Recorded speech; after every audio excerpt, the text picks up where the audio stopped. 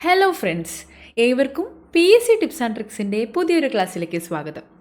ഇന്ന് നമ്മൾ 2024 PSC ചോദിച്ചിട്ടുള്ള ഭരണഘടനാ വിഭാഗത്തിൽ നിന്നുള്ള 100 ചോദ്യങ്ങളായിട്ടാണ് വന്നിട്ടുള്ളത്. PSC പരീക്ഷകൾക്കായി തയ്യാറെടുക്കുന്ന ഓരോ ഉദ്യോഗാർത്ഥികൾക്കും അറിയാൻ പറ്റും ഭരണഘടന എന്നത് എത്രത്തോളം ഇമ്പോർട്ടൻ്റ് ആണ് എന്നുള്ളത്. അതുകൊണ്ട് തന്നെ ഇത് പഠിച്ചിരിക്കേണ്ടത് അത്രയും അത്യാവശ്യമുള്ളതാണ്. അപ്പോൾ നമുക്ക് പ്രധാനപ്പെട്ട ഈ ടോപ്പിക്കിൽ നിന്നുള്ള തിരഞ്ഞെടുത്തിട്ടുള്ള 100 ചോദ്യങ്ങൾ ഏതൊക്കെയാണെന്ന് നോക്കാം. ഒന്നാമത്തേത്, കാനഡ ഭരണഘടനയിൽ നിന്നും ഇന്ത്യൻ ഭരണഘടന കടം കൊണ്ട ആശയങ്ങളിൽ ചുവടെ ചേർത്തിരിക്കുന്നതിൽ ശരിയേത്? കാനഡയിൽ നിന്നും ഇന്ത്യ കടം കൊണ്ട ആശയങ്ങൾ ഏതൊക്കെയാണെന്നാണ് ചോദിച്ചിട്ടുള്ളത്. ഒന്ന്, അർദ്ധ ഫെഡറൽ സമ്പ്രദായം കാനഡയിൽ നിന്ന് കടം കൊണ്ടിട്ടുള്ളതാണ്. ശിഷ്ടാധികാരങ്ങൾ എന്ന ആശയം ശരിയായിട്ടുള്ള ഓപ്ഷനാണ്. നിർദ്ദേശക തത്വങ്ങൾ നമ്മൾ കടം കൊണ്ടിട്ടുള്ളത് അയർലൻഡിൽ നിന്നാണ്. അപ്പോൾ ഈ ഒരു ഓപ്ഷൻ തെറ്റാണ്.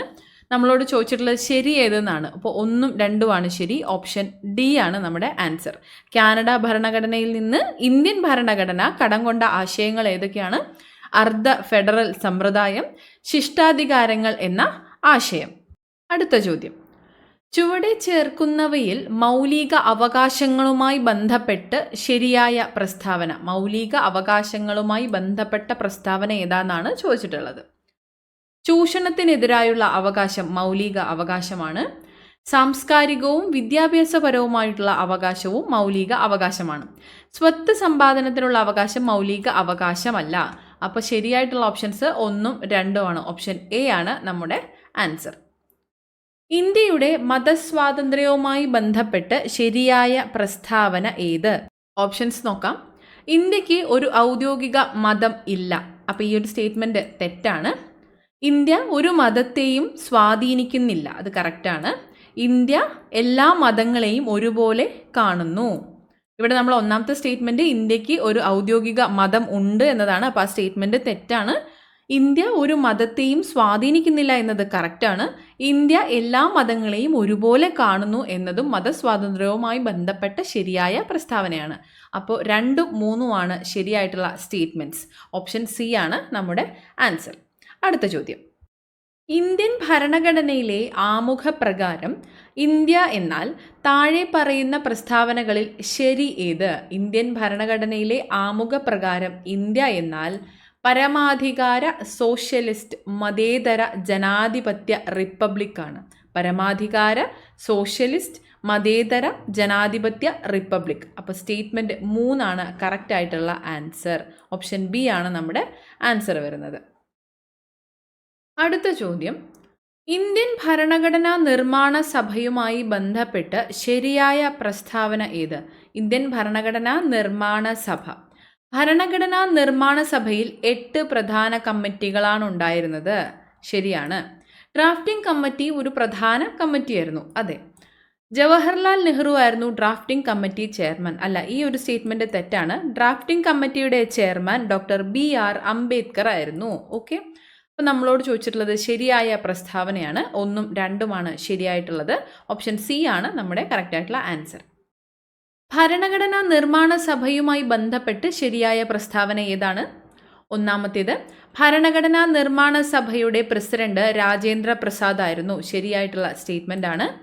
അംബേദ്കർ ആയിരുന്നു ഡ്രാഫ്റ്റിംഗ് കമ്മിറ്റിയുടെ ചെയർമാൻ. നോക്കിക്കേ, ഇത് കറക്റ്റ് സ്റ്റേറ്റ്മെൻറ്റ്. തൊട്ട് താഴെ രണ്ടാമത്തെ ചോദ്യം 23ഉം 24ഉം ചോദ്യം ഒരേപോലെ തന്നിരിക്കുന്നു. കണ്ടോ? മൂന്നാമത്തെ സ്റ്റേറ്റ്മെൻറ്റ്, ഭരണഘടനാ നിർമ്മാണ സഭയിലെ ചർച്ചകൾ സുതാര്യമായിരുന്നു. 3ഉം തന്നെ ശരിയായിട്ടുള്ള സ്റ്റേറ്റ്മെൻ്റ് ആണ്. അപ്പോൾ ഭരണഘടനാ നിർമ്മാണ സഭയുമായി ബന്ധപ്പെട്ട് ശരിയായ പ്രസ്താവനകളാണ് ചോദിച്ചിട്ടുള്ളത്. അപ്പോൾ ഓൾ ഓഫ് ദി 3 ആണ് കറക്റ്റായിട്ടുള്ള ആൻസർ. അടുത്ത ചോദ്യം, മൗലിക അവകാശങ്ങൾ പുനഃസ്ഥാപിക്കുന്നതിനു വേണ്ടി കോടതി പുറപ്പെടുവിക്കുന്ന ഉത്തരവുകളാണ് റിട്ടുകൾ. താഴെ പറയുന്ന റിട്ടുകളിൽ കൽപ്പന എന്ന് അർത്ഥം വരുന്ന റിട്ട് കണ്ടെത്തുക. കൽപ്പന എന്ന അർത്ഥം വരുന്ന റിട്ടാണ് മാൻഡമസ്. Option C mandamus. അടുത്ത ചോദ്യം, ഇന്ത്യൻ ഭരണഘടനയിൽ 6 മുതൽ 14 വയസ്സുവരെയുള്ള കുട്ടികൾക്ക് സൗജന്യവും നിർബന്ധിതവുമായ വിദ്യാഭ്യാസമാണ് മൗലിക അവകാശമാണ്. ഭരണഘടനയുടെ ഏത് അനുച്ഛേദമാണ് ഈ വിദ്യാഭ്യാസ അവകാശം ഉൾപ്പെടുത്തിയിട്ടുള്ളത്? ഇന്ത്യൻ ഭരണഘടനയിൽ 6 മുതൽ 14 വയസ്സ് വരെയുള്ള കുട്ടികൾക്ക് സൗജന്യവും നിർബന്ധിതവുമായ വിദ്യാഭ്യാസം മൗലിക അവകാശമാണ്. ഭരണഘടനയുടെ ഏതനുച്ഛേദമാണ് ഈ ഒരു വിദ്യാഭ്യാസ അവകാശം ഉൾപ്പെടുത്തിയത്? 21A ആണ്. അനുച്ഛേദം 21Aയിലാണ് വിദ്യാഭ്യാസ അവകാശം ഉൾപ്പെടുത്തിയിട്ടുള്ളത്.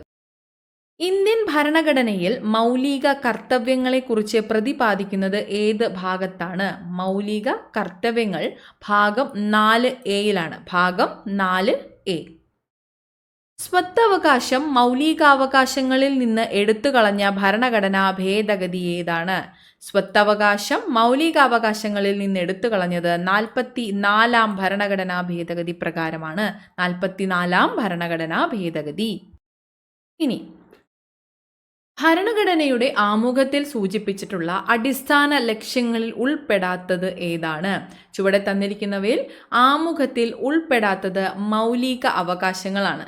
സ്ഥിതി സമത്വം, റിപ്പബ്ലിക്, പരമാധികാരം എന്നിവയെല്ലാം തന്നെ ആമുഖത്തിൽ സൂചിപ്പിച്ചിട്ടുള്ള ഭരണഘടനയുടെ അടിസ്ഥാന ലക്ഷ്യങ്ങളാണ്. അടുത്ത ചോദ്യം, താഴെ തന്നിരിക്കുന്നവയിൽ ശരിയായ ജോഡി അല്ലെങ്കിൽ ജോഡികൾ ഏവ? ഒന്നാമത്തേത് ഹേബിയസ് കോർപ്പസ്, ശരീരം ഹാജരാക്കുക. ഇവിടെ നമുക്ക് 4 റിട്ടുകളും അവയുടെ അർത്ഥങ്ങളുമാണ് തന്നിട്ടുള്ളത്. ശരിയായതാണ് കണ്ടെത്താനായിട്ട് പറഞ്ഞിട്ടുള്ളത്. ഒന്നാമത്തേത് ഹേബിയസ് കോർപ്പസ് ആണ്. ശരീരം ഹാജരാക്കുക എന്നതാണ് അതിൻ്റെ അർത്ഥം. ശരിയായിട്ടുള്ള സ്റ്റേറ്റ്മെൻ്റ് ആണ്. പ്രോഹിബിഷൻ എന്നാൽ നിരോധിക്കലാണ്. നിലനിർത്തുകയല്ല, നിരോധിക്കലാണ്. നിയമം നിരോധിക്കുന്ന എന്തെങ്കിലും ചെയ്യുന്നതിനാണ് പ്രോഹിബിഷൻ ഉപയോഗിക്കുന്നത്. അപ്പോൾ ഇത് തെറ്റാണ്. ഓപ്ഷൻ ബി തെറ്റാണ്. മാൻഡമസ്, ഞങ്ങൾ ആജ്ഞാപിക്കുന്നു. ഇത് കറക്റ്റാണ്. കോവറൻഡു, എന്ത് അധികാരത്തിൽ, അതും കറക്റ്റാണ്. അപ്പോൾ 1 A, C, D ആണ് കറക്റ്റായിട്ടുള്ള ജോഡികൾ. ഓപ്ഷൻ ബി ആണ് നമ്മുടെ ആൻസർ. ഹേബിയസ് കോർപ്പസ് എന്നാൽ ശരീരം ഹാജരാക്കുക, പ്രൊഹിബിഷൻ എന്നാൽ നിരോധിക്കുക, മാൻഡമസ് എന്നാൽ ഞങ്ങൾ ആജ്ഞാപിക്കുന്നു, കോവറൻഡോ എന്ത് അധികാരത്തിൽ എന്ന അർത്ഥത്തിലാണ് ഉപയോഗിക്കുന്നത്. ഓക്കെ, അടുത്തത് യൂണിയൻ ലിസ്റ്റിൽ ഉൾപ്പെടാത്തത് ഏത്? ചുവടെ തന്നിരിക്കുന്നവയിൽ യൂണിയൻ ലിസ്റ്റിൽ ഉൾപ്പെടാത്തതാണ് ചോദിച്ചിട്ടുള്ളത്. ഓപ്ഷൻസ് നോക്കുകയാണെങ്കിൽ തുറമുഖങ്ങൾ, റെയിൽവേ, ഹൈവേകൾ, പൊതുജനാരോഗ്യം. പൊതുജനാരോഗ്യം സ്റ്റേറ്റ് ലിസ്റ്റിൽ ഉൾപ്പെടുന്ന ഒരു കാര്യമാണ്. തുറമുഖങ്ങൾ, ഹൈവേ, റെയിൽവേ എന്നിവ യൂണിയൻ ലിസ്റ്റിലുമാണ് ഉൾപ്പെടുന്നത്. അപ്പോൾ നമ്മുടെ ഓപ്ഷൻ ഡി പൊതുജന ആരോഗ്യമാണ്. അടുത്തത് മന്ത്രിമാരുടെ കൗൺസിലിൻ്റെ വലിപ്പം അംഗങ്ങളുടെ 15% പരിമിതപ്പെടുത്തിയ ഭരണഘടനാ ഭേദഗതി ഏതാണ്? അത് 91-ാം ഭേദഗതിയാണ്. 91-ാം ഭേദഗതി. മന്ത്രിമാരുടെ കൗൺസിലിൻ്റെ വലിപ്പം അംഗങ്ങളുടെ 15% പരിമിതപ്പെടുത്തിയ ഭരണഘടനാ ഭേദഗതി ഏതാണ്? 91-ാം ഭേദഗതി. ഇനി ഇന്ത്യയിലെ ജനങ്ങളായ നാം ഇന്ത്യയെ ഒരു പരമാധികാര, സ്ഥിതിസമത്വ, മതനിരപേക്ഷ ജനാധിപത്യ റിപ്പബ്ലിക്കായി സംവിധാനം ചെയ്യുവാനും. ഇങ്ങനെ ആരംഭിക്കുന്നത് ഭരണഘടനയുടെ ഏത് സവിശേഷതയാണ്? ആമുഖമാണ്. ആമുഖത്തിൻ്റെ തുടക്കം ഇപ്രകാരമാണ്: ഇന്ത്യയിലെ ജനങ്ങളായ നാം ഇന്ത്യയെ ഒരു പരമാധികാര, സ്ഥിതിസമത്വ, മതനിരപേക്ഷ ജനാധിപത്യ റിപ്പബ്ലിക്കായി സംവിധാനം ചെയ്യുവാനും. ഇങ്ങനെ ആരംഭിക്കുന്നത് ഭരണഘടനയുടെ ആമുഖമാണ്. ചേരുംപടി ചേർക്കുക. ചില നിയമവിഭാഗങ്ങളും അവയുടെ വകുപ്പുകളും ആണ് തന്നിട്ടുള്ളത്. ചേരുംപടി ചേർക്കാനായിട്ടാണ് ചോദിച്ചിട്ടുള്ളത്. ബാലവേല നിരോധനം ആർട്ടിക്കിൾ 24 ബാലവേല നിരോധനം വകുപ്പ് 24. സ്വത്തവകാശം ആർട്ടിക്കിൾ 300A സ്വത്തവകാശത്തെക്കുറിച്ച് പറയുന്നത്. അവസര സമത്വം വകുപ്പ് 16 പറയുന്നു. അവസര സമത്വം വകുപ്പ് 16. മൗലിക അവകാശമായിട്ടുള്ള വിദ്യാഭ്യാസ മൗലിക അവകാശം പറയുന്നത് 21A 21A. അപ്പം നമ്മുടെ ഓപ്ഷൻ ബി ആണ് ഇവിടെ കറക്റ്റ് ആയിട്ടുള്ള ആൻസർ. ബാലവേല നിരോധനം 24-ാം വകുപ്പിലാണ്. സ്വത്തവകാശം 300A. അവസര സമത്വം വകുപ്പ് 16. വിദ്യാഭ്യാസ മൗലിക അവകാശം ആർട്ടിക്കിൾ 21A പറയുന്നു. അടുത്ത ചോദ്യം, താഴെ തന്നിരിക്കുന്നവയിൽ തെറ്റായ ജോഡി ഏതാണ്? താഴെ തന്നിരിക്കുന്ന ജോഡികളിൽ തെറ്റായതാണ് ചോദിച്ചിട്ടുള്ളത്. ഏകീകൃത നിയമ സംവിധാനം വകുപ്പ് 44 യൂണിഫോം സിവിൽ കോഡ് ആർട്ടിക്കിൾ 44 പറയുന്നത്. മൗലിക കടമകൾ വകുപ്പ് 51A ആണ്. വകുപ്പ് 51A ശ്രദ്ധിച്ച് വായിക്കണം. നമുക്ക് അറിയാവുന്ന ആൻസർ ആയിരിക്കും, തെറ്റിപ്പോവാതിരിക്കാൻ ശ്രദ്ധിക്കുക. മൗലിക കടമകൾ വകുപ്പ് 51A. അപ്പോൾ ഓപ്ഷൻ ബി തെറ്റാണ്. ഹൈക്കോടതിയുടെ റിട്ട് അധികാരം ആർട്ടിക്കിൾ 226 ആണ്. രാഷ്ട്രപതിയുടെ ഇംപീച്ച്മെന്റ് വകുപ്പ് 61. ഇതും കറക്റ്റ് ആയിട്ടുള്ള സ്റ്റേറ്റ്മെന്റ് ആണ്. നമ്മളോട് തെറ്റായിട്ടുള്ളതാണ് ചോദിച്ചിട്ടുള്ളത്. ഓപ്ഷൻ ബി ആണ് നമ്മുടെ ആൻസർ. മൗലിക കടമകൾ ആർട്ടിക്കിൾ വകുപ്പ് 51A ആണെന്ന് ഓർത്തിരിക്കുക. അടുത്ത ചോദ്യം, ഇന്ത്യൻ സുപ്രീം കോടതിയുടെ തനത് അധികാരത്തിൽ പെടാത്തത് ഏതാണ്? ഇന്ത്യൻ സുപ്രീം കോടതിയുടെ തനത് അധികാരത്തിൽ പെടുന്നവ ഏതൊക്കെയാണെന്ന് നമുക്ക് നോക്കാം. കേന്ദ്രവും സംസ്ഥാനങ്ങളും തമ്മിലുള്ള തർക്കങ്ങൾ, സംസ്ഥാനങ്ങൾ തമ്മിലുള്ള തർക്കം, അപ്പീൽ അധികാരം, ഉത്തരവുകൾ, റിട്ട് പുറപ്പെടുവിക്കാനുള്ള അധികാരം. അതായത് കേന്ദ്രവും സംസ്ഥാനങ്ങളും തമ്മിലുള്ള തർക്കങ്ങൾ, സംസ്ഥാനങ്ങൾ തമ്മിലുള്ള തർക്കം, ഇവ രണ്ടും തന്നെ തനത് അധികാരത്തിൽ ഉൾപ്പെടുന്നവയാണ്. അപ്പീൽ അധികാരവും റിട്ട് പുറപ്പെടുവിക്കുന്നതിനുള്ള സുപ്രീം കോടതിയുടെ അധികാരവും തനത് അധികാരത്തിൽ ഉൾപ്പെടുന്നില്ല. അപ്പം നമ്മളോട് ഉൾപ്പെടാത്തതാണ് ചോദിച്ചിട്ടുള്ളത്. അപ്പോൾ ഓപ്ഷൻ സിയും ഡിയും ആണ് ആൻസർ. ഓപ്ഷൻ എ ആണ് നമ്മുടെ ആൻസർ. കേന്ദ്രവും സംസ്ഥാനങ്ങളും തമ്മിലുള്ള തർക്കങ്ങൾ, സംസ്ഥാനങ്ങൾ തമ്മിലുള്ള തർക്കം എന്നത് സുപ്രീം കോടതിയുടെ തനത് അധികാരത്തിൽ ഉൾപ്പെടുന്നു എന്നുകൂടി ഓർത്തിരിക്കുക. ഇന്ത്യൻ ഭരണഘടനയുടെ സവിശേഷതയിൽ പെടാത്തത് ഏതാണ്? ആദ്യത്തെ ലിഖിത ഭരണഘടന അമേരിക്കൻ ഭരണഘടനയാണ്, ഇന്ത്യൻ ഭരണഘടനയല്ല. അപ്പോൾ ഇത് തെറ്റാണ്. ഏറ്റവും വലിയ ലിഖിത ഭരണഘടന, ഇന്ത്യൻ ഭരണഘടന ഏറ്റവും വലിയ ലിഖിത ഭരണഘടനയാണ്. ഭരണഘടന എഴുതി പൂർത്തിയാക്കാൻ 2 വർഷവും 11 മാസവും 18 ദിവസവുമാണ് എടുത്തിട്ടുള്ളത്. അപ്പോൾ ഈ ഒരു സ്റ്റേറ്റ്മെൻറ്റ് തെറ്റാണ്. ഇപ്പോൾ ഇന്ത്യൻ ഭരണഘടനയിൽ 12 പട്ടികകളാണ് ഉള്ളത്, 12. അപ്പോൾ ഈ ഒരു സ്റ്റേറ്റ്മെൻറ്റും തെറ്റാണ്. സവിശേഷതകളിൽ പെടാത്തതാണ് ചോദിച്ചിട്ടുള്ളത്. അപ്പോൾ 1, 2, 4 എന്നതാണ് നമ്മുടെ ഉത്തരം. ഓപ്ഷൻ സി ആണ് നമ്മുടെ ആൻസർ. ഏറ്റവും വലിയ ലിഖിത ഭരണഘടനയാണ് നമ്മുടെ ഇന്ത്യയുടേതെന്ന് ഓർത്തിരിക്കുക. അടുത്ത ചോദ്യം, ഭരണഘടനാ നിർമ്മാണ സഭയുടെ ആദ്യ സമ്മേളനം നടന്നത്? ഭരണഘടനാ നിർമ്മാണ സഭയുടെ ആദ്യ സമ്മേളനം 1949 ഡിസംബർ 9 ഡൽഹിയിൽ വെച്ചാണ്. 1949 ഡിസംബർ 9 ഡൽഹിയിൽ വെച്ച്. തദ്ദേശ സ്ഥാപനങ്ങൾക്ക് ഭരണഘടനാപരമായ അംഗീകാരം നൽകണമെന്ന് 1989 ശുപാർശ ചെയ്തത്? തദ്ദേശ സ്ഥാപനങ്ങൾക്ക് ഭരണഘടനാപരമായ അംഗീകാരം നൽകണമെന്ന് 1989 ശുപാർശ ചെയ്തത് PK തുങ്കൻ കമ്മിറ്റിയാണ്. PK Thungan committee. താഴെ കൊടുത്തിരിക്കുന്നവയിൽ ഹൈക്കോടതിക്ക് നൽകാൻ കഴിയുന്ന ഉത്തരവ് ഏതൊക്കെയാണ്? ഓപ്ഷൻസ് നോക്കിക്കേ.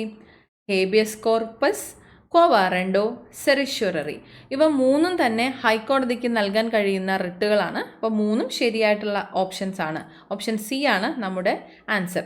1, 2, 3 ശരി. താഴെ കൊടുത്തിരിക്കുന്നതിൽ നിർദ്ദേശക തത്വങ്ങളിൽ ഉൾപ്പെടുന്നത് ഏതൊക്കെ? 1, രാജ്യത്തിൻ്റെ പ്രതിരോധം മൗലിക കർത്തവ്യങ്ങളിൽ പെടുന്നതാണ്, നിർദ്ദേശക തത്വങ്ങളിലല്ല. രാജ്യത്തിൻ്റെ പ്രതിരോധം ഉൾപ്പെടുന്നില്ല. അന്തർദേശീയ സമാധാനവും സുരക്ഷിതത്വവും നിർദ്ദേശക തത്വങ്ങളിൽ ഉൾപ്പെടുന്നു. ചൂഷണത്തിനെതിരായുള്ള അവകാശം മൗലിക അവകാശങ്ങളിലാണ് ഉൾപ്പെടുന്നത്. പരിസ്ഥിതി സംരക്ഷണം എന്നത് നിർദ്ദേശക തത്വങ്ങളിലും ഉൾപ്പെടുന്നു. അപ്പോൾ നമ്മുടെ ഓപ്ഷൻസ് 2ഉം 4ഉമാണ് നിർദ്ദേശക തത്വങ്ങളിൽ ഉൾപ്പെടുന്നത്. ഓപ്ഷൻ സി ആണ് നമ്മുടെ ആൻസർ. നിർദ്ദേശക തത്വങ്ങളിൽ ഉൾപ്പെടുന്നവ അന്തർദേശീയ സമാധാനവും സുരക്ഷിതത്വവും ഉറപ്പുവരുത്തുന്നു, പരിസ്ഥിതി സംരക്ഷണം. ഓക്കെ, അടുത്ത ചോദ്യം, സ്വത്തവകാശത്തെ മൗലികാവകാശങ്ങളുടെ പട്ടികയിൽ നിന്ന് ഒഴിവാക്കിയ ഭരണഘടനാ ഭേദഗതി ഏതാണ്? 44ാം ഭരണഘടനാ ഭേദഗതി പ്രകാരമാണ് സ്വത്തവകാശത്തെ മൗലികാവകാശങ്ങളുടെ പട്ടികയിൽ നിന്ന് ഒഴിവാക്കിയത്. അടുത്ത ചോദ്യം, ഏത് സ്ഥാനത്തേക്കുള്ള തിരഞ്ഞെടുപ്പിന് താഴെ പറയുന്ന യോഗ്യതകൾ ആവശ്യമാണ്? യോഗ്യതകൾ നോക്കാം. 1, ഇന്ത്യൻ പൗരനായിരിക്കണം. 35 വയസ്സ് പൂർത്തിയായിരിക്കണം. ലാഭകരമായ ഒരു പദവിയും വഹിക്കരുത്. രാജ്യസഭാംഗമായി തിരഞ്ഞെടുക്കാൻ യോഗ്യത ഉണ്ടായിരിക്കണം. ഉപരാഷ്ട്രപതി സ്ഥാനത്തേക്ക് തിരഞ്ഞെടുക്കപ്പെടുന്നതിനുള്ള യോഗ്യതകളാണ് ഇവിടെ കൊടുത്തിട്ടുള്ളത്. എന്തൊക്കെയാണ്? ഇന്ത്യൻ പൗരനായിരിക്കണം, 35 വയസ്സ് പൂർത്തിയായിരിക്കണം, ലാഭകരമായ ഒരു പദവിയും വഹിക്കരുത്, രാജ്യസഭാംഗമായി തിരഞ്ഞെടുക്കാൻ യോഗ്യത ഉണ്ടായിരിക്കണം. ക്ലിയർ ആണല്ലോ? ആമുഖം ഒരു പ്രഖ്യാപനത്തേക്കാൾ കൂടുതലാണ്. അത് നമ്മുടെ ഭരണഘടനയുടെ ആത്മാവാണ്. നമ്മുടെ രാഷ്ട്രീയ സമൂഹത്തിൻ്റെ മാതൃകയാണത്. ഒരു വിപ്ലവത്തിനല്ലാതെ മറ്റൊന്നിനും മാറ്റാൻ കഴിയാത്ത ഒരു ദൃഢനിശ്ചയം അതിൽ അടങ്ങിയിരിക്കുന്നു. ഇന്ത്യൻ ഭരണഘടനയുടെ ആമുഖത്തെക്കുറിച്ച് ഇങ്ങനെ പറഞ്ഞതാര്? ഇന്ത്യൻ ഭരണഘടനയുടെ ആമുഖത്തെക്കുറിച്ച് ഇപ്രകാരം പറഞ്ഞത് ജസ്റ്റിസ് ഹിദായത്തുള്ളയാണ്. ജസ്റ്റിസ് ഹിദായത്തുള്ള. ആമുഖം ഒരു പ്രഖ്യാപനത്തേക്കാൾ കൂടുതലാണ്. അത് നമ്മുടെ ഭരണഘടനയുടെ ആത്മാവാണ്. നമ്മുടെ രാഷ്ട്രീയ സമൂഹത്തിൻ്റെ മാതൃകയാണത്. ഒരു വിപ്ലവത്തിനല്ലാതെ മറ്റൊന്നിനും മാറ്റാൻ കഴിയാത്ത ഒരു ദൃഢനിശ്ചയം അതിൽ അടങ്ങിയിരിക്കുന്നു. ജസ്റ്റിസ് ഹിദായത്തുള്ളയാണ് ഇന്ത്യൻ ഭരണഘടനയുടെ ആമുഖത്തെക്കുറിച്ച് ഇപ്രകാരം പറഞ്ഞത്. ഓപ്ഷൻ സി ആണ് നമ്മുടെ ആൻസർ. അടുത്തത്, മൗലികാവകാശങ്ങളുമായി ബന്ധപ്പെട്ട ശരിയായ പ്രസ്താവനകൾ കണ്ടെത്തുക. നോക്കാം. നമ്മുടെ മൗലികാവകാശങ്ങളിൽ ചിലത് പൗരന്മാർക്ക് മാത്രമേ ലഭിക്കൂ. ശരിയാണ്. ചില മൗലികാവകാശങ്ങൾ ഏത് വ്യക്തികൾക്കും ലഭിക്കും. അതും ശരിയാണ്. നിയമത്തിന് മുൻപിൽ തുല്യതയ്ക്കുള്ള അവകാശം ഏതൊരു വ്യക്തിക്കും ലഭിക്കും. പൊതുതൊഴിലിൻ്റെ കാര്യത്തിൽ അവസര സമത്വം ലഭിക്കുന്നത് ഇന്ത്യൻ പൗരന്മാർക്ക് മാത്രമാണ്. 4 ശരിയായിട്ടുള്ള സ്റ്റേറ്റ്മെൻ്റ് ആണ്. ഓപ്ഷൻ ഡി ആണ് നമ്മുടെ ആൻസർ. ചേരുംപടി ചേർക്കുക. ഇന്ത്യ കടമെടുത്ത രാജ്യങ്ങൾ ഏതൊക്കെയാണ്? ഇന്ത്യ കടമെടുത്തിട്ടുള്ള ആശയങ്ങളും രാജ്യങ്ങളുമാണ് കൊടുത്തിട്ടുള്ളത്. ഏതൊക്കെയാണെന്ന് ചേരുംപടി ചേർത്ത് എഴുതുക. നിർദ്ദേശക തത്വങ്ങൾ അയർലൻഡിൽ നിന്നാണ് കടമെടുത്തിട്ടുള്ളത്. അപ്പോൾ 1 ഓപ്ഷൻ ബിയുമായിട്ടാണ് കണക്ട് ചെയ്തിട്ടുള്ളത്. മൗലിക കർത്തവ്യങ്ങൾ റഷ്യയിൽ നിന്നാണ്, USSRൽ നിന്നാണ് നമ്മൾ കടമെടുത്തിട്ടുള്ളത്. അവശിഷ്ടാധികാരങ്ങൾ കാനഡയിൽ നിന്നാണ് ഇന്ത്യൻ ഭരണഘടന കടമെടുത്തിട്ടുള്ളത്. ഭരണഘടനാ ഭേദഗതി ദക്ഷിണാഫ്രിക്കയിൽ നിന്നുമാണ്. അപ്പോൾ നമ്മുടെ ഓപ്ഷൻസ് നോക്കുകയാണെങ്കിൽ ഓപ്ഷൻ എ ആണ് ഇവിടെ കറക്റ്റ് ആയിട്ടുള്ള ആൻസർ. നിർദ്ദേശക തത്വങ്ങൾ അയർലൻഡ്, മൗലിക കർത്തവ്യങ്ങൾ റഷ്യ, അവശിഷ്ടാധികാരങ്ങൾ കാനഡ, ഭരണഘടനാ ഭേദഗതി ദക്ഷിണാഫ്രിക്ക. ഓക്കെ ആണല്ലോ? അടുത്ത ചോദ്യം, ഇന്ത്യൻ ഭരണഘടനാ നിർമ്മാണവുമായി ബന്ധപ്പെട്ട് താഴെ തന്നിരിക്കുന്ന പ്രസ്താവനകളിൽ തെറ്റ് ഏതൊക്കെയാണ്? ഒന്നാമത്തേത്, ഭരണഘടന ഹിന്ദിയിലും ഇംഗ്ലീഷിലും എഴുതണമെന്ന നിർദ്ദേശം അംഗീകരിച്ചത് 1947 ജനുവരിയിൽ നടന്ന സമ്പൂർണ്ണ സമ്മേളനത്തിലാണ്. ഇത് കറക്റ്റായിട്ടുള്ള സ്റ്റേറ്റ്മെൻ്റ് ആണ്. ഈ നിർദ്ദേശം മുന്നോട്ട് വെച്ചത് ഡോക്ടർ രാജേന്ദ്ര പ്രസാദാണ്. അതെ. ലക്ഷ്യപ്രമേയം അംഗീകരിച്ചതും ഈ സമ്പൂർണ്ണ സമ്മേളനത്തിലൂടെയാണ്. അതും ശരിയായിട്ടുള്ള സ്റ്റേറ്റ്മെൻ്റ് ആണ്. ലക്ഷ്യപ്രമേയത്തെ ജവഹർലാൽ നെഹ്റു എതിർത്തു. ഈ ഒരു സ്റ്റേറ്റ്മെൻറ്റ് തെറ്റാണ്. ലക്ഷ്യപ്രമേയത്തെ മുന്നോട്ട് വെച്ചത് ജവഹർലാൽ നെഹ്റു ആണ്. അപ്പോൾ 4ാമത്തെ സ്റ്റേറ്റ്മെൻറ്റ് തെറ്റാണ്. തെറ്റ് ഏതെന്നാണ് ചോദിച്ചിട്ടുള്ളത്. താഴെ തന്നിരിക്കുന്നവയിൽ തെറ്റ് എന്നത് 4ാമത്തേത് മാത്രമാണ്. ഓപ്ഷൻ ബി ആണ് നമ്മുടെ ആൻസർ. ഭരണഘടന ഹിന്ദിയിലും ഇംഗ്ലീഷിലും എഴുതണമെന്ന നിർദ്ദേശം അംഗീകരിച്ചത് 1947 ജനുവരിയിൽ നടന്ന സമ്പൂർണ്ണ സമ്മേളനത്തിലാണ്. ഈ നിർദ്ദേശം മുന്നോട്ട് വെച്ചത് ഡോക്ടർ രാജേന്ദ്ര പ്രസാദാണ്. ലക്ഷ്യപ്രമേയം അംഗീകരിച്ചതും ഈ സമ്പൂർണ്ണ സമ്മേളനത്തിലൂടെയാണ്. ജവഹർലാൽ നെഹ്റു ആണ് ലക്ഷ്യപ്രമേയം അവതരിപ്പിച്ചത്. അത് 1946ലാണ്. ലക്ഷ്യപ്രമേയം അംഗീകരിച്ചത് 1947 ജനുവരി 22-നുമാണ്. ഓക്കെ. അടുത്തത്, താഴെ തന്നിരിക്കുന്നവയിൽ പൗരത്വവുമായി ബന്ധപ്പെട്ട ശരിയായ പ്രസ്താവനകളേവ? ഒന്നാമത്തേത്, OCI എന്നതിൻ്റെ പൂർണ്ണരൂപം ഓവർസീസ് സിറ്റിസൺ ഓഫ് ഇന്ത്യ എന്നാണ്. കറക്റ്റാണ്. ഭരണഘടനയുടെ 2ാം ഭാഗത്ത് പൗരത്വത്തെക്കുറിച്ച് പ്രതിപാദിക്കുന്നു. അതും കറക്റ്റാണ്. ഭരണഘടനയുടെ 6 മുതൽ 11 വരെയുള്ള വകുപ്പുകൾ പൗരത്വത്തെക്കുറിച്ച് പ്രതിപാദിക്കുന്നു. അതും ശരിയായിട്ടുള്ള സ്റ്റേറ്റ്മെൻ്റ് ആണ്. ഇന്ത്യക്കാർക്ക് നേപ്പാൾ സന്ദർശിക്കാൻ വിസ ആവശ്യമില്ല. അതും കറക്റ്റാണ്. അപ്പോൾ പൗരത്വവുമായി ബന്ധപ്പെട്ട് ഈ തന്നിരിക്കുന്ന 4 സ്റ്റേറ്റ്മെൻറ്റ്സും ശരിയായിട്ടുള്ളവയാണ്. നമ്മളോട് ചോദിച്ചിട്ടുള്ളതും അതുതന്നെയാണ്. ഓപ്ഷൻ ബി ആണ് നമ്മുടെ ആൻസർ. 1, 2, 3, 4 എന്നീ 4 സ്റ്റേറ്റ്മെൻറ്റ്സും ശരിയാണ്. അടുത്ത ചോദ്യം, അടിയന്തരാവസ്ഥ കാലത്ത് അനുച്ഛേദം 19 റദ്ദു ചെയ്യുന്നത് സംബന്ധിച്ച ആർട്ടിക്കിൾ ഏതാണ്? അടിയന്തരാവസ്ഥ കാലത്ത് അനുച്ഛേദം 19 റദ്ദു ചെയ്യുന്നത് സംബന്ധിച്ച ആർട്ടിക്കിളാണ് ആർട്ടിക്കിൾ 358. ആർട്ടിക്കിൾ 358. സമവർത്തി ലിസ്റ്റിലോ സംസ്ഥാന ലിസ്റ്റിലോ പറഞ്ഞിട്ടില്ലാത്ത ഏത് വിഷയവുമായും ബന്ധപ്പെട്ട് നിയമം നിർമ്മിക്കുവാൻ പാർലമെന്റിന് അധികാരമുണ്ടായിരിക്കുന്നതാണ് എന്ന് പറഞ്ഞിരിക്കുന്ന അനുച്ഛേദം ഏതാണ്? അനുച്ഛേദം 248 ഇപ്രകാരം പറഞ്ഞിട്ടുള്ളത്. സമവർത്തി ലിസ്റ്റിലോ സംസ്ഥാന ലിസ്റ്റിലോ പറഞ്ഞിട്ടില്ലാത്ത ഏത് വിഷയവുമായും ബന്ധപ്പെട്ട് നിയമം നിർമ്മിക്കുവാൻ പാർലമെന്റിന് അധികാരം ഉണ്ടായിരിക്കുന്നതാണ് എന്ന് പറഞ്ഞ അനുച്ഛേദം 248 248. താഴെ തന്നിരിക്കുന്നവയിൽ ശരിയായത് കണ്ടെത്തുക. സംസ്ഥാനങ്ങൾക്കിടയിൽ ഉണ്ടാകുന്ന തർക്കങ്ങളെക്കുറിച്ച് അന്വേഷണ വിചാരണ നടത്തുവാനും ഉപദേശിക്കുവാനും പ്രസിഡന്റിന് അധികാരമുണ്ടായിരിക്കും. ശരിയാണ്. സംസ്ഥാനങ്ങൾക്കിടയിൽ ഉണ്ടാകുന്ന തർക്കങ്ങളെക്കുറിച്ച് അന്വേഷണ വിചാരണ നടത്തുവാനും ഉപദേശിക്കുവാനും പ്രസിഡന്റിന് അധികാരമുണ്ടായിരിക്കും. സംസ്ഥാനങ്ങളുടെ കടമെടുപ്പിനെ കുറിച്ച് പ്രതിപാദിക്കുന്ന അനുച്ഛേദം 293 ആകുന്നു. അതും ശരിയാണ്. സംസ്ഥാനങ്ങളുടെ കടമെടുപ്പിനെ കുറിച്ച് പ്രതിപാദിക്കുന്ന അനുച്ഛേദം 293 ആകുന്നു.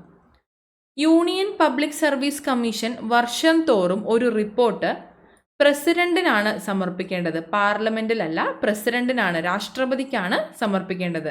യൂണിയൻ പബ്ലിക് സർവീസ് കമ്മീഷൻ വർഷം തോറും ഒരു റിപ്പോർട്ട് രാഷ്ട്രപതിക്ക് സമർപ്പിക്കേണ്ടതാണ്. ദേശീയ പട്ടികജാതി കമ്മീഷൻ എന്നത് ഒരു ചെയർപേഴ്സൺ, വൈസ് ചെയർപേഴ്സൺ ഉൾപ്പെടെ നിശ്ചിത അംഗങ്ങളെക്കുറിച്ച് പറഞ്ഞിട്ടില്ല കേട്ടോ.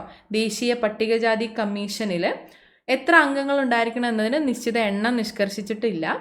സാധാരണയായിട്ട് ഒരു ചെയർപേഴ്സൺ, ഒരു വൈസ് ചെയർപേഴ്സൺ, പിന്നീട് വിവിധ മേഖലകളിൽ നിന്നുള്ള വിദഗ്ധരായിരിക്കും ഉണ്ടാവുക. അപ്പോൾ ഈ ഒരു സ്റ്റേറ്റ്മെൻറ്റും തെറ്റാണ്. ശരിയായിട്ടുള്ളതാണ് നമ്മളോട് ചോദിച്ചിട്ടുള്ളത്. 1ഉം 2ഉമാണ് ശരി. ഓപ്ഷൻ ബി ആണ് നമ്മുടെ ആൻസർ. ഓക്കെ, അടുത്തത് ട്രേഡ് യൂണിയനുകൾ ഏത് ലിസ്റ്റിൽ വരുന്നവയാണ്? ട്രേഡ് യൂണിയനുകൾ കൺകറന്റ് ലിസ്റ്റിലാണ് ഉൾപ്പെടുന്നത് കേട്ടോ. ട്രേഡ് യൂണിയനുകൾ കൺകറന്റ് ലിസ്റ്റിൽ ഉൾപ്പെടുന്നു. അടുത്തത് താഴെ പറയുന്നവയിൽ ശരിയായ പ്രസ്താവന ഏത്? 44ാമത് ഭേദഗതിയിലൂടെ മതേതരത്വം എന്ന ആശയം ഭരണഘടനയുടെ ആമുഖത്തിൽ ചേർക്കപ്പെട്ടു. ഇത് തെറ്റാണ്. 44 അല്ല കേട്ടോ, 42ാം ഭേദഗതിയിലൂടെയാണ്. 42ാം ഭരണഘടനാ ഭേദഗതിയിലൂടെയാണ് മതേതരത്വം എന്ന ആശയം ഭരണഘടനയുടെ ആമുഖത്തിൽ ചേർക്കപ്പെട്ടത്. 42ാം ഭരണഘടനാ ഭേദഗതിയിലൂടെയാണ് മതേതരത്വം എന്ന ആശയം ഭരണഘടനയുടെ ആമുഖത്തിൽ ചേർക്കപ്പെട്ടത്. അടുത്തത് ഈ ഒരു സ്റ്റേറ്റ്മെൻറ്റും തെറ്റാണ്. 42ാം ഭരണഘടനാ ഭേദഗതിയുടെ കാര്യം തന്നെയാണ് രണ്ടാമത്തെ സ്റ്റേറ്റ്മെൻറ്റിലും പറഞ്ഞിട്ടുള്ളത്. 42ാം ഭരണഘടനാ ഭേദഗതിയിലൂടെ മൗലിക കടമകൾ ഉൾപ്പെടുത്തി. 42 52ാമതല്ല, 42ാമത് ഭേദഗതിയിലൂടെ മൗലിക കടമകൾ ഉൾപ്പെടുത്തി. അടുത്തത് 73ാമത് ഭേദഗതി പഞ്ചായത്ത് രാജ് സമ്പ്രദായം നടപ്പിലാക്കി. 73ാമത് ഭേദഗതി പഞ്ചായത്ത് രാജ് സമ്പ്രദായം നടപ്പിലാക്കി. നാലാമത്തേത് 74ാമത് ഭേദഗതി നഗരപാലിക ബിൽ നടപ്പിലാക്കി. അതും ശരിയാണ്. 73ാമത് ഭേദഗതി പഞ്ചായത്ത് രാജ് സമ്പ്രദായം നടപ്പിലാക്കി. 74ാമത് നഗരപാലിക ബിൽ നടപ്പിലാക്കി. ഓക്കെ, അപ്പോൾ ശരിയായിട്ടുള്ളതാണ് ചോദിച്ചിട്ടുള്ളത്. ഏതൊക്കെയാണ്? 3ഉം 4ഉമാണ് ശരി. ഓപ്ഷൻ സി ആണ് നമ്മുടെ ആൻസർ. താഴെ പറയുന്നവയിൽ ശരിയായ പ്രസ്താവന ഏത്? പ്രസ്താവനകൾ നോക്കാം. ഭരണഘടനാ നിർമ്മാണ സമിതിയുടെ ആദ്യ സമ്മേളനം 1946 ഡിസംബർ 9 നടന്നു. ശരിയായിട്ടുള്ള പ്രസ്താവനയാണ്. ആദ്യ സമ്മേളനത്തിൽ പങ്കെടുത്തവരുടെ എണ്ണം 207. ഇതും ശരിയായിട്ടുള്ള ഒരു പ്രസ്താവനയാണ്. ആദ്യ സമ്മേളനത്തിൽ പങ്കെടുത്ത വനിതകൾ 9 പേരാണ് കേട്ടോ. 9 പേരാണ്. ആദ്യ സമ്മേളനത്തിൽ പങ്കെടുത്ത വനിതകൾ 9 ആണ്. ഭരണഘടനാ നിർമ്മാണ സമിതിയുടെ ആദ്യ സമ്മേളനം 1946 ഡിസംബർ 9 നടന്നു. ആദ്യ സമ്മേളനത്തിൽ പങ്കെടുത്തവരുടെ എണ്ണം 207 ആണ്. ആദ്യ സമ്മേളനത്തിൽ പങ്കെടുത്ത വനിതകൾ 9 പേരാണ്. നമ്മളോട് ശരിയായിട്ടുള്ള പ്രസ്താവനയാണ് ചോദിച്ചിട്ടുള്ളത്. എയും ബിയുമാണ് ശരിയായിട്ടുള്ളത്. ഓപ്ഷൻ എ ആണ് നമ്മുടെ ആൻസർ. അടുത്തത് താഴെ പറയുന്നവയിൽ മാർഗനിർദ്ദേശക തത്വങ്ങളുമായി ബന്ധപ്പെട്ട പ്രസ്താവനകളാണ് നൽകിയിരിക്കുന്നത്. തെറ്റായ പ്രസ്താവന കണ്ടെത്തുക. ബ്രിട്ടീഷ് ഭരണഘടനയിൽ നിന്നും കടം കൊണ്ടതാണ്. മാർഗനിർദ്ദേശക തത്വങ്ങൾ അയർലൻഡിൽ നിന്നാണ് കടം കൊണ്ടതെന്ന് നമ്മൾ നേരത്തെ പറഞ്ഞതാണ്. അപ്പോൾ ഈ ഒരു സ്റ്റേറ്റ്മെൻറ്റ് തെറ്റാണ്. കോടതിയെ സമീപിക്കാവുന്നതല്ല. മാർഗനിർദ്ദേശക തത്വങ്ങളുമായി ബന്ധപ്പെട്ട് നമുക്ക് കോടതിയെ സമീപിക്കാൻ കഴിയുന്നതല്ല. അപ്പോൾ ഈ ഒരു സ്റ്റേറ്റ്മെൻറ്റും തെറ്റാണ്. വില്ലേജ് പഞ്ചായത്തുകളെ പ്രോത്സാഹിപ്പിക്കുന്നു. ഇത് ശരിയാണ്. അന്താരാഷ്ട്ര സമാധാനം പ്രോത്സാഹിപ്പിക്കുന്നു. ഇതും മാർഗനിർദ്ദേശക തത്വവുമായി ബന്ധപ്പെട്ട ഒരു പ്രസ്താവനയാണ്. അപ്പോൾ തെറ്റായിട്ടുള്ളതാണ് ചോദിച്ചിട്ടുള്ളത്. 1ഉം 2ഉം സ്റ്റേറ്റ്മെൻറ്റ്സ് ആണ് തെറ്റായിട്ടുള്ളത്. ഓപ്ഷൻ സി ആണ് നമ്മുടെ ആൻസർ. വില്ലേജ് പഞ്ചായത്തുകളെ പ്രോത്സാഹിപ്പിക്കുന്നു, അന്താരാഷ്ട്ര സമാധാനം പ്രോത്സാഹിപ്പിക്കുന്നു എന്നിവ മാർഗനിർദ്ദേശക തത്വങ്ങളിൽ ഉൾപ്പെടുന്നു എന്നുകൂടി ഓർത്തിരിക്കുക. ഇന്ത്യയിൽ പഞ്ചായത്തി രാജ് സംവിധാനം നടപ്പിലാക്കിയ 73ാം ഭരണഘടനാ ഭേദഗതി നിയമവുമായി ബന്ധപ്പെട്ട യോജിക്കുന്ന പ്രസ്താവന അല്ലെങ്കിൽ പ്രസ്താവനകൾ കണ്ടെത്തുക. 73ാം ഭരണഘടനാ ഭേദഗതിയുമായി ബന്ധപ്പെട്ട പ്രസ്താവനകളാണ് ചോദിച്ചിട്ടുള്ളത്. ഒന്നാമത്തെ നോക്കൂ. സംസ്ഥാനങ്ങളിൽ ഗ്രാമപഞ്ചായത്ത്, ബ്ലോക്ക് പഞ്ചായത്ത്, ജില്ലാ പഞ്ചായത്ത് എന്ന ത്രിതല സംവിധാനം സ്ഥാപിക്കുന്നതിന് നിയമം വ്യവസ്ഥ ചെയ്യുന്നു. 73ാം ഭേദഗതിയിലാണ് പറഞ്ഞിട്ടുള്ളത്. സ്റ്റേറ്റ്മെന്റ് കറക്റ്റാണ്. പഞ്ചായത്തിന്റെ 3 തലത്തിലേക്കും 5 വർഷത്തെ ഓഫീസ് കാലാവധി നിയമത്തിൽ വ്യവസ്ഥ ചെയ്യുന്നു. പഞ്ചായത്തിന്റെ 3 തലത്തിലേക്കും 5 വർഷത്തെ ഓഫീസ് കാലാവധി ഈ ഒരു നിയമത്തിൽ വ്യവസ്ഥ ചെയ്യുന്നു. അത് കറക്റ്റാണ്. വോട്ടർ പട്ടിക തയ്യാറാക്കുന്നതിനും പഞ്ചായത്തിലേക്കുള്ള തിരഞ്ഞെടുപ്പ് നടത്തുന്നതിനുമുള്ള ചുമതല കേന്ദ്ര തിരഞ്ഞെടുപ്പ് കമ്മീഷനാണ്. ഇത് 73ാം ഭരണഘടനാ ഭേദഗതിയുമായി ബന്ധപ്പെട്ടതല്ല. അപ്പോൾ ഇത് തെറ്റാണ്. പഞ്ചായത്തിന്റെ എല്ലാ തലങ്ങളിലുമുള്ള മൊത്തം സീറ്റുകളുടെ 1/3 കുറയാത്തത് സ്ത്രീകൾക്കായി സംവരണം ചെയ്യണം. ഇതും 73ാം ഭരണഘടനാ ഭേദഗതിയുമായി ബന്ധപ്പെട്ടതാണ്. അപ്പോൾ ഈ 3 സ്റ്റേറ്റ്മെൻറ്റ്സും കറക്റ്റാണ്. നമ്മളോട് യോജിക്കുന്നവയാണ് ചോദിച്ചിട്ടുള്ളത്. 1, 3, 4 എന്നിവയാണ് യോജിക്കുന്നത്. ഓപ്ഷൻസ് നോക്കുകയാണെങ്കിൽ 1, 2, 4 ഓപ്ഷൻസ് നോക്കുകയാണെങ്കിൽ ഓപ്ഷൻ സി ആണ് കറക്റ്റ് ആയിട്ടുള്ളത്. 1, 2, 4 എന്നീ സ്റ്റേറ്റ്മെൻറ്റ്സ് ആണ് കറക്റ്റ്. മൂന്നാമത്തെ സ്റ്റേറ്റ്മെൻറ്റ് 73ാം ഭരണഘടനാ ഭേദഗതിയുമായി ബന്ധമില്ലാത്തതാണ്. അടുത്ത ചോദ്യം. താഴെ പറയുന്നവയിൽ ഭരണഘടനാ സ്ഥാപനം അല്ലാത്തത് ഏതാണ്? താഴെ പറയുന്നവയിൽ ഭരണഘടനാ സ്ഥാപനമായിട്ടുള്ളത് നോക്കാം. Union public service commission UPSC ഭരണഘടനാ സ്ഥാപനമാണ്. നീതി ആയോഗ് ഭരണഘടനാ സ്ഥാപനമല്ല. തിരഞ്ഞെടുപ്പ് കമ്മീഷൻ ഭരണഘടനാ സ്ഥാപനമാണ്. അറ്റോർണി ജനറലും ഭരണഘടനാ സ്ഥാപനമാണ്. അപ്പോൾ നീതി ആയോഗ് എന്താണ്? നീതി ആയോഗ് എന്നത് ഇന്ത്യയുടെ വികസനത്തിനും പുരോഗമനത്തിനുമായിട്ട് രൂപീകരിച്ചിട്ടുള്ള ഒരു സർക്കാർ സ്ഥാപനമാണ്. ഇതൊരു ഭരണഘടനാ സ്ഥാപനമല്ല. അടുത്ത ചോദ്യം. ലോക്സഭയിലും സംസ്ഥാന നിയമസഭകളിലും 1/3 സീറ്റുകൾ സ്ത്രീകൾക്കായി സംവരണം ചെയ്യുന്നതിനായി പാർലമെന്റ് പാസാക്കിയ ഇന്ത്യൻ ഭരണഘടനയുടെ 106ാം ഭേദഗതി നിയമത്തിന് നൽകിയിരിക്കുന്ന പേര്? ലോക്സഭയിലും സംസ്ഥാന നിയമസഭകളിലും 1/3 സീറ്റുകൾ സ്ത്രീകൾക്കായി സംവരണം ചെയ്യുന്നതിനായിട്ട് പാർലമെന്റ് പാസാക്കിയ ഇന്ത്യൻ ഭരണഘടനയുടെ 106ാം ഭരണഘടനാ ഭേദഗതി നിയമത്തിന് നൽകിയ പേരാണ് നാരി ശക്തി വന്ദൻ അധിനിയം. നാരി ശക്തി വന്ദൻ അധിനിയം. അടുത്തത്. താഴെ പറയുന്നവയിൽ ഭരണഘടനാ നിർമ്മാണ സഭയുമായി യോജിക്കുന്ന പ്രസ്താവന അല്ലെങ്കിൽ പ്രസ്താവനകൾ കണ്ടെത്തുക. ഭരണഘടനാ നിർമ്മാണ സഭയിലേക്കുള്ള തിരഞ്ഞെടുപ്പ് നടന്നത് സാർവത്രിക പ്രായപൂർത്തി വോട്ടവകാശത്തിൻ്റെ അടിസ്ഥാനത്തിലാണ്. ഈ ഒരു സ്റ്റേറ്റ്മെൻറ്റ് തെറ്റാണ്. ഇന്ത്യയിൽ സാർവത്രിക പ്രായപൂർത്തി വോട്ടവകാശം നടപ്പിലാക്കിയത് 1950 ഭരണഘടന നിലവിൽ വന്ന ശേഷമാണ്. അപ്പോൾ ഈ ഒരു സ്റ്റേറ്റ്മെൻറ്റ് തെറ്റാണ്. 1946 ക്യാബിനറ്റ് മിഷൻ പ്ലാൻ നിർദ്ദേശിച്ച മാർഗനിർദ്ദേശക തത്വങ്ങൾ അനുസരിച്ചാണ് ഭരണഘടനാ നിർമ്മാണ സഭ രൂപീകരിച്ചത്. ഇത് കറക്റ്റായിട്ടുള്ള സ്റ്റേറ്റ്മെൻ്റ് ആണ്. ഭരണഘടനാ നിർമ്മാണ സഭയിൽ 15 വനിതാ അംഗങ്ങളാണ് ഉണ്ടായിരുന്നത്. 15 ആണ് കേട്ടോ, 25 അല്ല, 15 ആണ്. 15 വനിതാ അംഗങ്ങളാണ് ഉണ്ടായിരുന്നത്. ഭരണഘടനയുടെ അന്തിമ കരട് രേഖ 1949 നവംബർ 26 അംഗീകരിച്ചു. ഇതും കറക്റ്റായിട്ടുള്ള സ്റ്റേറ്റ്മെൻ്റ് ആണ്. ഭരണഘടനാ നിർമ്മാണ സഭയുമായി ബന്ധപ്പെട്ട സ്റ്റേറ്റ്മെൻറ്റ്സ് ആണ് ചോദിച്ചിട്ടുള്ളത്. ശരിയായിട്ടുള്ളവ 1946 ക്യാബിനറ്റ് മിഷൻ പ്ലാൻ നിർദ്ദേശിച്ച മാർഗനിർദ്ദേശങ്ങൾ അനുസരിച്ചാണ് ഭരണഘടനാ നിർമ്മാണ സഭ രൂപീകരിച്ചത്. ഭരണഘടനയുടെ അന്തിമ കരട് രേഖ 1949 നവംബർ 26 അംഗീകരിച്ചു. അപ്പോൾ 2ഉം 4ഉമാണ് കറക്റ്റായിട്ടുള്ള ആൻസർ. ഓപ്ഷൻ ഡി ആണ് നമ്മുടെ ആൻസർ. ഇന്ത്യൻ ഭരണഘടനയുടെ ആമുഖവുമായി ബന്ധപ്പെട്ട യോജിക്കുന്ന പ്രസ്താവന അല്ലെങ്കിൽ പ്രസ്താവനകൾ കണ്ടെത്തുക. ആമുഖവുമായി ബന്ധപ്പെട്ട പ്രസ്താവനകളാണ്. നോക്കൂ. ഞങ്ങൾ ഇന്ത്യയിലെ ജനങ്ങൾ എന്ന വാക്കുകളോടുകൂടിയാണ് ആമുഖം ആരംഭിക്കുന്നത്. കറക്റ്റാണ്. We the people of India എന്ന വാക്കുകളോടെയാണ് ആമുഖം ആരംഭിക്കുന്നത്.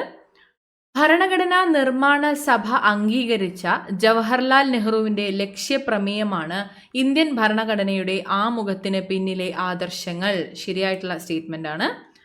1976 42 ഭരണഘടനാ ഭേദഗതി നിയമത്തിലൂടെ ഇന്ത്യൻ ഭരണഘടനയുടെ ആമുഖത്തിൽ സെക്യുലർ എന്ന പദം ചേർത്തു. ഇതും കറക്റ്റാണ്. ആമുഖം എന്ന ആശയം കടമെടുത്തത് ഇത് തെറ്റാണ്. ആമുഖം എന്ന ആശയം കടമെടുത്തിട്ടുള്ളത് അമേരിക്കൻ ഭരണഘടനയിൽ നിന്നാണ് കേട്ടോ. ഇന്ത്യൻ ഭരണഘടനയിലെ ആമുഖം എന്ന ആശയം പ്രധാനമായിട്ടും അമേരിക്കൻ ഭരണഘടനയിൽ നിന്നാണ് സ്വാധീനിക്കപ്പെട്ടിട്ടുള്ളത്. അപ്പോൾ ഇത് തെറ്റാണ്. ബാക്കി മൂന്നും ശരിയായിട്ടുള്ളതാണ്. നമ്മളോട് ശരിയായിട്ടുള്ളതാണ് ചോദിച്ചിട്ടുള്ളത്. 1, 2, 3 എന്നിവയാണ് ശരിയായിട്ടുള്ള പ്രസ്താവനകൾ. അപ്പോൾ ഓപ്ഷൻ സി ആണ് നമ്മുടെ ആൻസർ. എന്തൊക്കെയാണ്? ഞങ്ങൾ ഇന്ത്യയിലെ ജനങ്ങൾ എന്ന വാക്കുകളോടുകൂടിയാണ് ആമുഖം ആരംഭിക്കുന്നത്. ഭരണഘടനാ നിർമ്മാണ സഭ അംഗീകരിച്ച ജവഹർലാൽ നെഹ്റുവിൻ്റെ ലക്ഷ്യപ്രമേയമാണ് ഇന്ത്യൻ ഭരണഘടനയുടെ ആമുഖത്തിന് പിന്നിലെ ആദർശങ്ങൾ. 1976 42 ഭരണഘടനാ ഭേദഗതി നിയമത്തിലൂടെ ഇന്ത്യൻ ഭരണഘടനയുടെ ആമുഖത്തിൽ സെക്യുലർ എന്ന പദം ചേർത്തു. ഓക്കെ ആണല്ലോ. അടുത്തത്, ഇന്ത്യൻ ഭരണഘടനയുടെ എത്രാമത്തെ ഭാഗത്താണ് പൗരത്വത്തെക്കുറിച്ച് പ്രതിപാദിക്കുന്നത്? ഭാഗം 2 ആണ്. ഭാഗം 2ലാണ് പൗരത്വത്തെക്കുറിച്ച് ഇന്ത്യൻ ഭരണഘടനയിൽ പ്രതിപാദിക്കുന്നത്. ഇന്ത്യൻ ഭരണഘടനയുടെ ഹൃദയവും ആത്മാവും എന്ന് ഡോക്ടർ BR അംബേദ്കർ വിശേഷിപ്പിച്ചത് ഏത് ആർട്ടിക്കിളിനെയാണ്? ഇന്ത്യൻ ഭരണഘടനയുടെ ഹൃദയവും ആത്മാവും എന്ന് ഡോക്ടർ BR അംബേദ്കർ വിശേഷിപ്പിച്ചത് ആർട്ടിക്കിൾ 32നെയാണ്. ആർട്ടിക്കിൾ 32. അടുത്തത്, ചേരുംപടി ചേർക്കുക.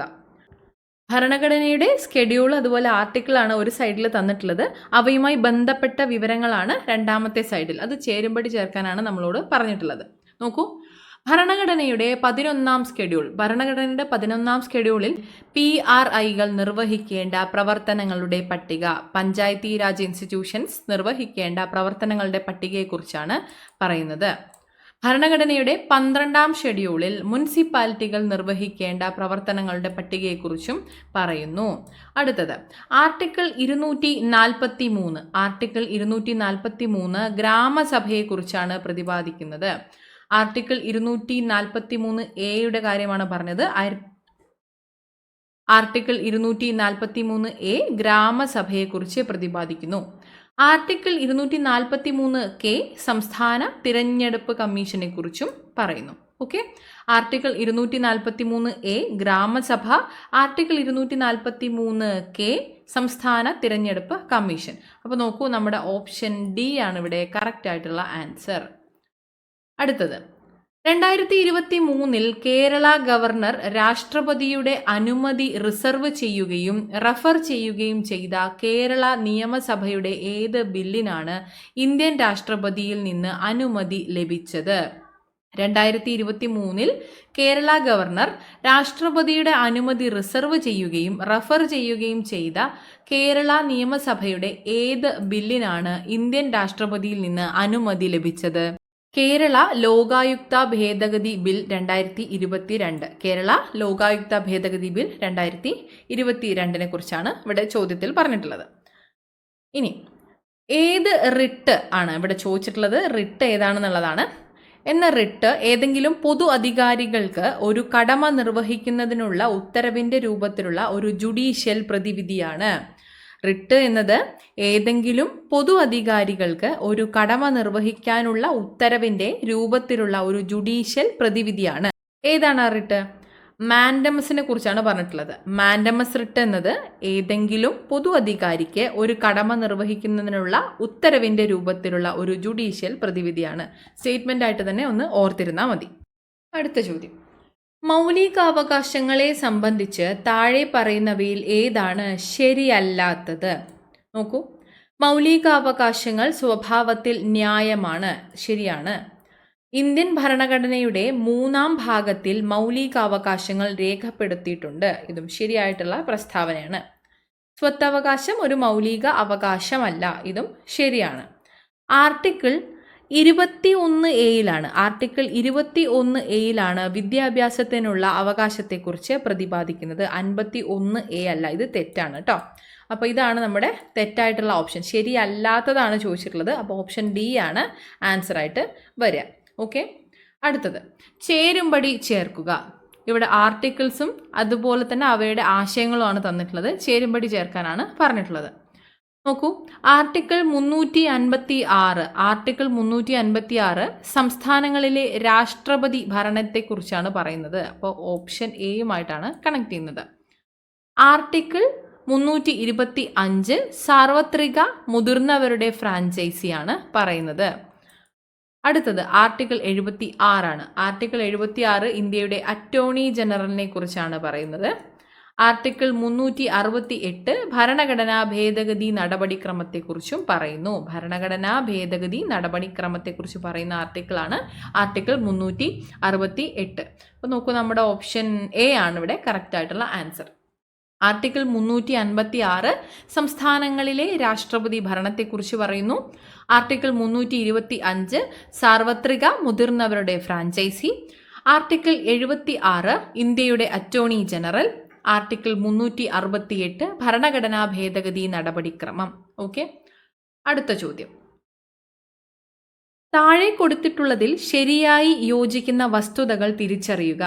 ഇവിടെ കുറച്ച് ഭേദഗതി നിയമങ്ങളും അവയുടെ ആശയങ്ങളുമാണ് കൊടുത്തിട്ടുള്ളത്. ശരിയായത് തിരിച്ചറിയാനാണ് പറഞ്ഞിട്ടുള്ളത്. നോക്കൂ, 44-ാം ഭരണഘടനാ ഭേദഗതി നിയമം. 44-ാം ഭരണഘടനാ ഭേദഗതി നിയമത്തിലാണ് സ്വത്തവകാശത്തെക്കുറിച്ച് പറഞ്ഞിട്ടുള്ളത്. അപ്പോൾ ഒന്നാമത്തെ സ്റ്റേറ്റ്മെന്റ് കറക്റ്റായി. 86-ാം ഭരണഘടനാ ഭേദഗതി നിയമത്തിലാണ് വിദ്യാഭ്യാസത്തിനുള്ള അവകാശത്തെക്കുറിച്ച് പറയുന്നത്.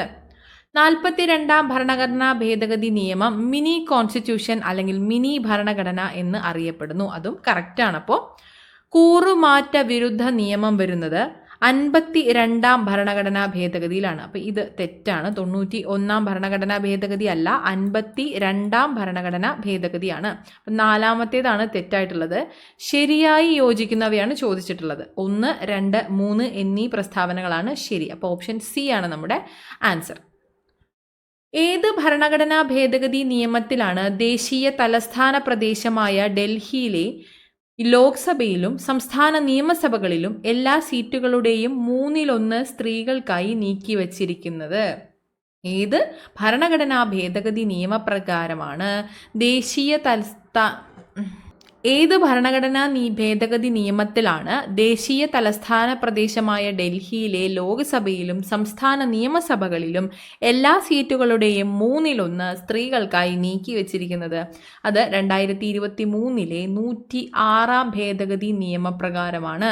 ഭരണഘടനാ ഭേദഗതി 106-ാം ഭേദഗതി നിയമം 2023. ഓക്കെ ആണല്ലോ. അടുത്തത്, ഗ്രാമപഞ്ചായത്തുകൾക്ക് ടാക്സുകൾ ഏർപ്പെടുത്താനും പിരിച്ചെടുക്കാനും അധികാരം നൽകുന്നത് ഇന്ത്യൻ ഭരണഘടനയുടെ ഏത് അനുച്ഛേദ പ്രകാരമാണ്? ഗ്രാമപഞ്ചായത്തുകൾക്ക് ടാക്സുകൾ ഏർപ്പെടുത്താനും പിരിച്ചെടുക്കാനും അധികാരം നൽകുന്നത് അനുച്ഛേദം 243H പ്രകാരമാണ്. ഇന്ത്യൻ ഭരണഘടനയുടെ അനുച്ഛേദം 243H പ്രകാരമാണ്. അടുത്തത്, താഴെ തന്നിരിക്കുന്നവയിൽ ഏതാണ് ഫെഡറൽ വ്യവസ്ഥയിൽ വിവാദമായ പദവി? താഴെ തന്നിരിക്കുന്നവയിൽ ഏതാണ് ഫെഡറൽ വ്യവസ്ഥയിൽ വിവാദമായിരിക്കുന്ന പദവി? അത് ഗവർണറുടെ പദവിയാണ് കേട്ടോ, ഗവർണറാണ്. ഇന്ത്യയിൽ ഏതെല്ലാം സംസ്ഥാനങ്ങളിലാണ് ദ്വിമണ്ഡല നിയമ നിർമ്മാണ സഭ നിലവിലുള്ളത്? ഇന്ത്യയിൽ ചുവടെ തന്നിരിക്കുന്നവയിൽ മഹാരാഷ്ട്ര, കർണാടകം, ബീഹാർ എന്നീ സംസ്ഥാനങ്ങളിലാണ് ദ്വിമണ്ഡല നിയമ നിർമ്മാണ സഭ നിലവിലുള്ളത്. അപ്പോൾ ഓപ്ഷൻ ഡി ആണ് നമ്മുടെ ആൻസർ. ഇന്ത്യൻ ഭരണഘടനയുടെ അടിസ്ഥാന ഘടനയെക്കുറിച്ചുള്ള സിദ്ധാന്തം ജുഡീഷ്യറി മുന്നോട്ട് വെച്ചത് ഏത് കേസിലാണ്? ഇന്ത്യൻ ഭരണഘടനയുടെ അടിസ്ഥാന ഘടനയെക്കുറിച്ചുള്ള സിദ്ധാന്തം ജുഡീഷ്യറി മുന്നോട്ട് വെച്ചത് കേശവാനന്ദ ഭാരതി കേസുമായി ബന്ധപ്പെട്ടിട്ടാണ് കേട്ടോ. കേശവാനന്ദ ഭാരതി കേസ്. ഇന്ത്യയിലെ തദ്ദേശ സ്വയംഭരണ സ്ഥാപനങ്ങൾക്ക് ഭരണഘടനാപരമായ അംഗീകാരം ശുപാർശ ചെയ്ത കമ്മിറ്റി ഏതാണ്? ഇന്ത്യയിലെ തദ്ദേശ സ്വയംഭരണ സ്ഥാപനങ്ങൾക്ക് ഭരണഘടനാപരമായ അംഗീകാരം ശുപാർശ ചെയ്ത കമ്മിറ്റിയാണ് പി കെ തുങ്കൻ കമ്മിറ്റി. ഇന്ത്യയിൽ ആരാണ് നിയോജക മണ്ഡലങ്ങളിൽ സംവരണ മണ്ഡലങ്ങൾ തീരുമാനിക്കുന്നതെന്ന് കണ്ടെത്തുക. ഇവിടെ തന്നിട്ടുള്ളവയിൽ ആരാണ് നിയോജക മണ്ഡലങ്ങളിൽ സംവരണ മണ്ഡലങ്ങൾ തീരുമാനിക്കുന്നത്? അത് അതിർത്തി നിർണയ കമ്മീഷനാണ് കേട്ടോ. അതിർത്തി നിർണയ കമ്മീഷൻ. ഭരണഘടനാ നിർമ്മാണ സഭയുടെ ഡ്രാഫ്റ്റിംഗ് കമ്മിറ്റി ചെയർമാൻ ആരായിരുന്നു?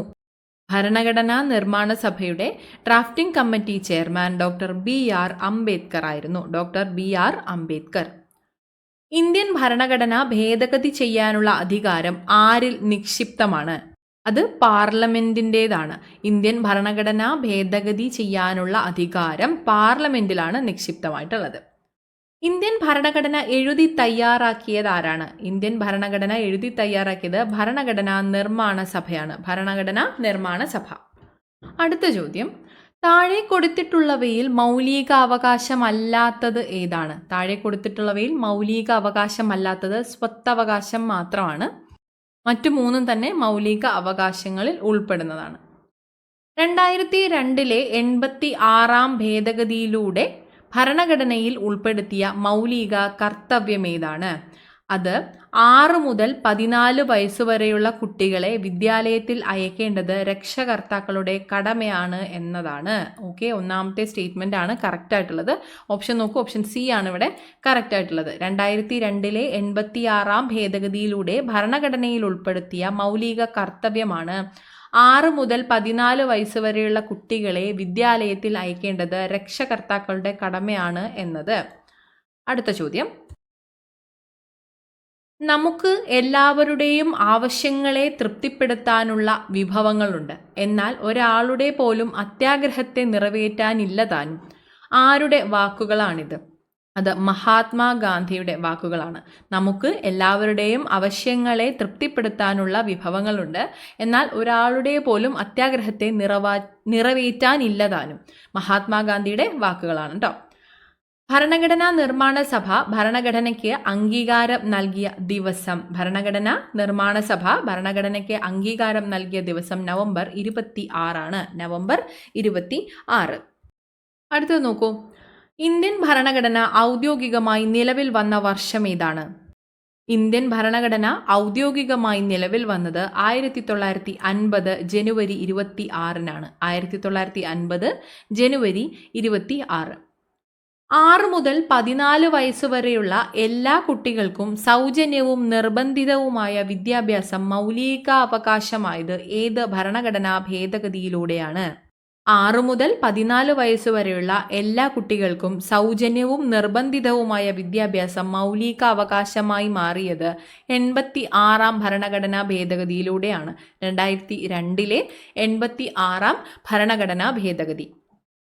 ഇന്ത്യൻ ഭരണഘടനയുടെ ഏത് ഭാഗത്തിലാണ് മൗലിക കടമകളെക്കുറിച്ച് പ്രതിപാദിക്കുന്നത്? ഭാഗം 4A-യിലാണ്. ഇന്ത്യൻ ഭരണഘടനയുടെ ഭാഗം 4A-യിലാണ് മൗലിക കടമകളെക്കുറിച്ച് പ്രതിപാദിക്കുന്നത്.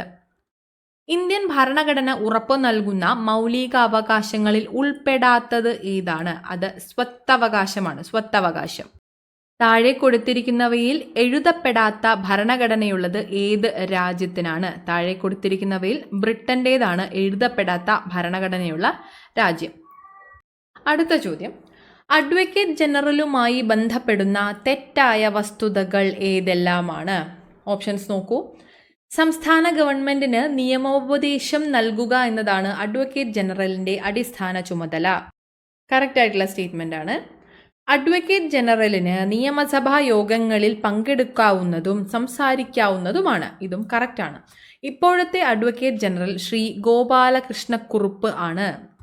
ഇപ്പോഴത്തെ advocate general Shri K Gopalakrishna Kurup ആണ്. ഇതും സ്റ്റേറ്റ്മെന്റ് ശരിയാണ്. അഡ്വക്കേറ്റ് ജനറലിന് നിയമസഭയിലെ വോട്ടെടുപ്പിൽ വോട്ട് ചെയ്യാൻ കഴിയില്ല. അഡ്വക്കേറ്റ് ജനറലിന് നിയമസഭയിലെ വോട്ടെടുപ്പിൽ വോട്ടെടുക്കാൻ കഴിയില്ല എന്നതും ശരിയായിട്ടുള്ള സ്റ്റേറ്റ്മെന്റ് ആണ്. അപ്പോൾ നമ്മളോട് തെറ്റായിട്ടുള്ള വസ്തുതകളാണ് ചോദിച്ചിട്ടുള്ളത്. ഇവയൊന്നും തന്നെ തെറ്റല്ല. ഓപ്ഷൻ ഡി ആണ് നമ്മുടെ ആൻസർ. താഴെ കൊടുത്തിരിക്കുന്നതിൽ ഏത് മൗലിക അവകാശത്തിന് വേണ്ടിയാണ് നിയമവാഴ്ച എന്ന ആശയം ബ്രിട്ടീഷ് ഭരണഘടനയിൽ നിന്നും ഭരണഘടനാ നിർമ്മാണ സമിതി സ്വീകരിച്ചത്? ഏത് മൗലിക അവകാശത്തിന് വേണ്ടിയാണ് നിയമവാഴ്ച എന്ന ആശയം ബ്രിട്ടീഷ് ഭരണഘടനയിൽ നിന്നും ഭരണഘടനാ നിർമ്മാണ സമിതി സ്വീകരിച്ചത്? അത് അനുച്ഛേദം 14 വേണ്ടിയാണ് കേട്ടോ. അനുച്ഛേദം 14 നിയമത്തിന് മുൻപിലെ തുല്യതയ്ക്ക് വേണ്ടി. നിയമത്തിന് മുൻപിലെ തുല്യതയ്ക്ക് വേണ്ടി. അടുത്തത്, ഇന്ത്യൻ പാർലമെന്റിൽ ഒരു ബില്ല് നിയമമാകുന്നതിന് മുൻപ് ബില്ലിൽ ഏറ്റവും കൂടുതൽ തിരുത്തലുകൾ, കൂട്ടിച്ചേർക്കലുകൾ, ചർച്ചകൾ എന്നിവ നടക്കുന്ന ഘട്ടം ഏതാണ്? ഇന്ത്യൻ പാർലമെന്റിൽ ഒരു ബില്ല് നിയമമാകുന്നതിന് മുൻപ് ഒരു ബില്ലിൽ ഏറ്റവും കൂടുതൽ തിരുത്തലുകൾ, കൂട്ടിച്ചേർക്കലുകൾ, ചർച്ചകൾ എന്നിവയൊക്കെ നടക്കുന്ന ഘട്ടം രണ്ടാം വായനയാണ്. രണ്ടാം വായന. ഇന്ത്യൻ ഭരണഘടനയുമായി ബന്ധപ്പെട്ട് ശരിയായ വസ്തുതകൾ ഏവ? ഓപ്ഷൻസ് നോക്കാം. യൂണിയൻ ലിസ്റ്റിൽ ഉൾപ്പെടുന്ന വിഷയങ്ങളിൽ കേന്ദ്ര ഗവൺമെന്റിന് മാത്രമേ അധികാരമുള്ളൂ. ഇത് കറക്റ്റാണ്. യൂണിയൻ ലിസ്റ്റിൽ പെടുന്ന വിഷയങ്ങളിൽ കേന്ദ്ര ഗവൺമെന്റിന് മാത്രമേ അധികാരമുള്ളൂ. കൺകറന്റ് ലിസ്റ്റിൽ ഉൾപ്പെടുന്ന ഒരു വിഷയത്തിൽ സംസ്ഥാന ഗവൺമെന്റും കേന്ദ്ര ഗവൺമെന്റും നിയമനിർമ്മാണം നടത്തുമ്പോൾ കേന്ദ്ര ഗവൺമെന്റിന്റെ നിയമമാണ് നിലനിൽക്കുക. ഇതും ശരിയായിട്ടുള്ള ഒരു വസ്തുതയാണ്. യൂണിയൻ ലിസ്റ്റ്, കൺകറന്റ് ലിസ്റ്റ്, സംസ്ഥാന ലിസ്റ്റ് എന്നിവയിൽ ഉൾപ്പെടാത്ത ഒരു പുതിയ വിഷയമുണ്ടായാൽ അതിൽ നിയമനിർമ്മാണം നടത്താൻ സംസ്ഥാന ഗവൺമെന്റുകൾക്ക് അധികാരമുണ്ടാവില്ല. ഇത് തെറ്റായിട്ടുള്ള സ്റ്റേറ്റ്മെന്റ് ആണ് കേട്ടോ. ഒരു പുതിയ വിഷയം ഏത് ലിസ്റ്റിൽ ഉൾപ്പെടുത്തണമെന്ന് തീരുമാനിക്കപ്പെടുമ്പോൾ അത് സുപ്രീം കോടതിയോ അല്ലെങ്കിൽ പാർലമെന്റോ ആണ് തീരുമാനമെടുക്കുക. അതിലൊരിക്കലും സംസ്ഥാന ഗവൺമെന്റിന് തീരുമാനമെടുക്കാനുള്ള ഒരു അധികാരമൊന്നുമില്ല. അപ്പോൾ ഇത് തെറ്റാണ്. പോലീസ് എന്നത് സ്റ്റേറ്റ് ലിസ്റ്റിലാണ് ഉൾപ്പെടുന്നത്, യൂണിയൻ ലിസ്റ്റിലല്ല. അപ്പോൾ ഇതും തെറ്റായിട്ടുള്ള സ്റ്റേറ്റ്മെൻ്റ് ആണ്. അപ്പോൾ നമ്മളോട് ശരിയായിട്ടുള്ള വസ്തുതകളാണ് ചോദിച്ചിട്ടുള്ളത്. 1ഉം 2ഉം ആണ് ശരിയായിട്ടുള്ളത്. ഓപ്ഷൻ ഡിയിലാണ് പറഞ്ഞിട്ടുള്ളത്. 2ഉം 1ഉം മാത്രം ശരി. ഓക്കെ ആണല്ലോ. ഇന്ത്യൻ ഭരണഘടനയുടെ അനുച്ഛേദം 19 താഴെ പറയുന്നവയിൽ ഏത് അവകാശമാണ് ഉൾക്കൊള്ളുന്നത്? ഇന്ത്യൻ ഭരണഘടനയുടെ അനുച്ഛേദം 19 താഴെ പറയുന്നവയിൽ അഭിപ്രായ സ്വാതന്ത്ര്യത്തിനുള്ള അവകാശത്തെയാണ് പറയുന്നത് കേട്ടോ. അഭിപ്രായ സ്വാതന്ത്ര്യത്തിനുള്ള അവകാശം. ആർട്ടിക്കിൾ 19 അഭിപ്രായ സ്വാതന്ത്ര്യത്തിനുള്ള അവകാശം. ഇവിടെ തന്നിട്ടുള്ളവയിൽ അഭിപ്രായ സ്വാതന്ത്ര്യത്തിനുള്ള അവകാശമാണ് അനുച്ഛേദം 19 പറയുന്നത്. സ്വത്തവകാശം മൗലിക അവകാശങ്ങളിൽ നിന്ന് നീക്കം ചെയ്തത് ഏത് ഭരണഘടനാ ഭേദഗതിയിലൂടെയാണ്? 44-ാം ഭേദഗതിയിലൂടെയാണ്. സ്വത്തവകാശം മൗലികാവകാശങ്ങളിൽ നിന്ന് നീക്കം ചെയ്തത് 44-ാം ഭരണഘടനാ ഭേദഗതിയിലൂടെയാണ്. ഇന്ത്യൻ ഭരണഘടനയിലെ മൗലിക അവകാശങ്ങൾ എന്ന ആശയം സ്വീകരിച്ചത് ഏത് രാജ്യത്തിന്റെ ഭരണഘടനയിൽ നിന്നാണ്? ഇന്ത്യൻ ഭരണഘടനയിലെ മൗലികാവകാശങ്ങൾ എന്ന ആശയം സ്വീകരിച്ചത് അമേരിക്കൻ ഭരണഘടനയിൽ നിന്നാണ്. അമേരിക്ക. മൗലിക കടമകളെക്കുറിച്ച് ശുപാർശകൾ നൽകുന്നതിനായി 1976 കോൺഗ്രസ് പാർട്ടി രൂപീകരിച്ച കമ്മിറ്റി ഏതാണ്? മൗലിക കടമകളെക്കുറിച്ച് ശുപാർശകൾ നൽകുന്നതിനായിട്ട് 1976 കോൺഗ്രസ് പാർട്ടി രൂപീകരിച്ച കമ്മിറ്റിയാണ് Swaran Singh committee. Swaran Singh committee. Indian പാർലമെന്റിന്റെ സംയുക്ത സമ്മേളനം വിളിച്ചു ചേർക്കുന്നത് ആരാണ്? ഇന്ത്യൻ പാർലമെന്റിന്റെ സംയുക്ത സമ്മേളനം വിളിച്ചു ചേർക്കുന്നത് രാഷ്ട്രപതിയാണ്. രാഷ്ട്രപതി. അടുത്ത ചോദ്യം, താഴെ തന്നിരിക്കുന്ന പ്രസ്താവന സാധൂകരിക്കുക. നോക്കാം. ലോകസഭ ഒരു സ്ഥിരം സഭയാണ്. ഇത് തെറ്റായിട്ടുള്ള സ്റ്റേറ്റ്മെന്റ് ആണ്. ലോകസഭ ഒരു സ്ഥിരം സഭയല്ല, രാജ്യസഭയാണ് ഒരു സ്ഥിരം സഭ. ലോകസഭ എന്നത് ഒരു നിശ്ചിത കാലാവധിക്ക് ശേഷം പിരിച്ചുവിടപ്പെടുന്ന ഒരു സഭയാണ്. അപ്പോൾ രാജ്യസഭയാണ് സ്ഥിരം സഭയായിട്ടുള്ളത്. രാജ്യസഭയിലെ അംഗങ്ങളെ തിരഞ്ഞെടുക്കുന്നത് സിംഗിൾ ട്രാൻസ്ഫറബിൾ വോട്ട് അനുസരിച്ചാണ്. FPTP വെച്ചല്ല, STV വെച്ചാണ്. STV സിംഗിൾ ട്രാൻസ്ഫറബിൾ വോട്ട് വെച്ചിട്ടാണ്. First past the post system എന്ന FPTP വെച്ചിട്ടല്ല രാജ്യസഭയിലെ അംഗങ്ങളെ തിരഞ്ഞെടുക്കുന്നത് കേട്ടോ. സിംഗിൾ ട്രാൻസ്ഫറബിൾ വോട്ട് വെച്ചിട്ടാണ്. അപ്പോൾ ഈ ഒരു സ്റ്റേറ്റ്മെൻറ്റും തെറ്റാണ്. ഇന്ത്യയിൽ ഇപ്പോൾ 543 ലോകസഭാ നിയോജക മണ്ഡലങ്ങളുണ്ട്. ഇത് ശരിയായിട്ടുള്ള സ്റ്റേറ്റ്മെന്റ് ആണ്. ഇന്ത്യയിൽ ഇപ്പോൾ 543 ലോകസഭാ നിയോജക മണ്ഡലങ്ങളുണ്ട്. രാജ്യസഭയുടെ നടപടിക്രമങ്ങൾ നിയന്ത്രിക്കുന്നത് രാജ്യസഭാ ചെയർമാൻ ആണ്, സ്പീക്കർ അല്ല കേട്ടോ. രാജ്യസഭയുടെ നടപടിക്രമങ്ങൾ നിയന്ത്രിക്കുന്നത് രാജ്യസഭയുടെ ചെയർമാൻ ആണ്. അപ്പോൾ ഇതും തെറ്റാണ്. അപ്പോൾ ഓപ്ഷൻസ് നോക്കുകയാണെങ്കിൽ A, B, D തെറ്റ് എന്ന് കാണാം. ഓപ്ഷൻ ബി ആണ് ഇവിടെ കറക്റ്റ് ആയിട്ടുള്ള ആൻസർ. A, B, D തെറ്റാണ്. ഈ ഒരു C സ്റ്റേറ്റ്മെന്റ് മാത്രമാണ് ഇവിടെ തന്നിട്ടുള്ളത് ശരിയായിട്ടുള്ളത്. ഓക്കെ. അടുത്ത ചോദ്യം, താഴെ പറയുന്ന പേരുകളിൽ സ്വതന്ത്ര ലേബർ പാർട്ടി രൂപീകരിച്ചത് ആരെന്ന് കണ്ടെത്തുക. സ്വതന്ത്ര ലേബർ പാർട്ടി എന്നത് ഡോക്ടർ BR അംബേദ്കർ രൂപീകരിച്ചതാണ്. ഇന്ത്യൻ ഭരണഘടനയിൽ ഏത് ഭാഗത്താണ് പഞ്ചായത്തി രാജ് സംവിധാനങ്ങളെക്കുറിച്ച് പ്രതിപാദിക്കുന്നത്? ഇന്ത്യൻ ഭരണഘടനയിൽ നിർദ്ദേശക തത്വങ്ങളിലാണ് പഞ്ചായത്തി രാജ് സംവിധാനങ്ങളെക്കുറിച്ച് പ്രതിപാദിക്കുന്നത്. ചേരുംപടി ചേർക്കുക. നോക്കൂ, ആശയങ്ങളും അത് കടം കൊണ്ടിട്ടുള്ള രാജ്യങ്ങളുമാണ് ഇവിടെ കൊടുത്തിട്ടുള്ളത്. അപ്പോൾ അടിയന്തരാവസ്ഥ എന്നത് ജർമ്മനിയിൽ നിന്നാണ് നമ്മൾ കടം കൊണ്ടിട്ടുള്ളത്. അടിയന്തരാവസ്ഥ ജർമ്മനിയിൽ നിന്ന് കടം കൊണ്ടു. ഭരണഘടനാ ഭേദഗതി സൗത്ത് ആഫ്രിക്കയിൽ നിന്നും നമ്മൾ കടം കൊണ്ടു. ഉപരാഷ്ട്രപതിയുടെ ചുമതലകൾ അമേരിക്കൻ ഭരണഘടനയിൽ നിന്നാണ് നമ്മൾ കടം കൊണ്ടിട്ടുള്ളത്. അവശിഷ്ടാധികാരങ്ങൾ കാനഡയിൽ നിന്നുമാണ്. അപ്പോൾ ഓപ്ഷൻസ് നോക്കുകയാണെങ്കിൽ ഓപ്ഷൻ ഡി ആണ് ഇവിടെ കറക്റ്റ് ആയിട്ടുള്ള ആൻസർ. അടിയന്തരാവസ്ഥ ജർമ്മനി, ഭരണഘടനാ ഭേദഗതി സൗത്ത് ആഫ്രിക്ക, ഉപരാഷ്ട്രപതിയുടെ ചുമതലകൾ അമേരിക്ക, അവശിഷ്ടാധികാരങ്ങൾ കാനഡ. ഓക്കെ ആണല്ലോ. കേന്ദ്ര സംസ്ഥാന ബന്ധങ്ങളെക്കുറിച്ച് പ്രതിപാദിക്കുന്ന കമ്മീഷൻ ഏതെന്ന് കണ്ടെത്തുക. ചുവടെ തന്നിട്ടുള്ളതിൽ കേന്ദ്ര സംസ്ഥാന ബന്ധങ്ങളെക്കുറിച്ച് പ്രതിപാദിക്കുന്ന കമ്മീഷനാണ് സർക്കാരിയ കമ്മീഷൻ. ഇന്ത്യൻ ഭരണഘടനയുടെ ആമുഖത്തെ ഇന്ത്യയുടെ രാഷ്ട്രീയ ജാതകം എന്ന് വിശേഷിപ്പിച്ച വ്യക്തി ആരാണ്? ഇന്ത്യൻ ഭരണഘടനയുടെ ആമുഖത്തെ ഇന്ത്യയുടെ രാഷ്ട്രീയ ജാതകം എന്ന് വിശേഷിപ്പിച്ചത് KM മുൻഷിയാണ്. KM മുൻഷി. 102ാമത്തെ ഭരണഘടനാ ഭേദഗതിയിലൂടെ കൂട്ടിച്ചേർക്കപ്പെട്ട പുതിയ അനുച്ഛേദം ഏതാണ്? 102ാമത്തെ ഭരണഘടനാ ഭേദഗതിയിലൂടെ കൂട്ടിച്ചേർക്കപ്പെട്ട പുതിയ അനുച്ഛേദമാണ് 338ാം അനുച്ഛേദം. അനുച്ഛേദം 338. 6 മുതൽ 14 വയസ്സുവരെയുള്ള കുട്ടികൾക്ക് നിർബന്ധിതവും സൗജന്യവുമായ വിദ്യാഭ്യാസം ഉറപ്പുവരുത്തുന്ന അനുച്ഛേദം ഏതാണ്? 6 മുതൽ 14 വയസ്സുവരെയുള്ള കുട്ടികൾക്ക് നിർബന്ധിതവും സൗജന്യവുമായ വിദ്യാഭ്യാസം ഉറപ്പുവരുത്തുന്ന അനുച്ഛേദമാണ് അനുച്ഛേദം 21A. അനുച്ഛേദം 21A. യൂണിയൻ ലിസ്റ്റിന്റെ അധികാര പരിധിയിൽ പെടുന്നത് താഴെ പറയുന്നവയിൽ ഏതാണ്? ചുവടെ തന്നിട്ടുള്ളതിൽ യൂണിയൻ ലിസ്റ്റിന്റെ അധികാര പരിധിയിൽ പെടുന്നത് വാർത്താവിനിമയം. ഇന്ത്യൻ ഭരണഘടനയുടെ ആമുഖം ഇതുവരെയായി എത്ര തവണ ഭേദഗതി ചെയ്തു? ഒരു തവണയാണ് കേട്ടോ. ഒരു തവണ. ഇന്ത്യൻ ഭരണഘടനയുടെ ആമുഖം ഇതുവരെയായിട്ട് ഒരു തവണയാണ് ഭേദഗതി ചെയ്തിട്ടുള്ളത്. മൗലിക കടമകൾ എന്ന ആശയം ഇന്ത്യ ഏതു രാജ്യത്തിന്റെ ഭരണഘടനയിൽ നിന്നെടുത്തതാണ്? മൗലിക കടമകൾ റഷ്യൻ ഭരണഘടനയിൽ നിന്നാണ് ഇന്ത്യ കടം കൊണ്ടിട്ടുള്ളത് കേട്ടോ. അടുത്ത ചോദ്യം.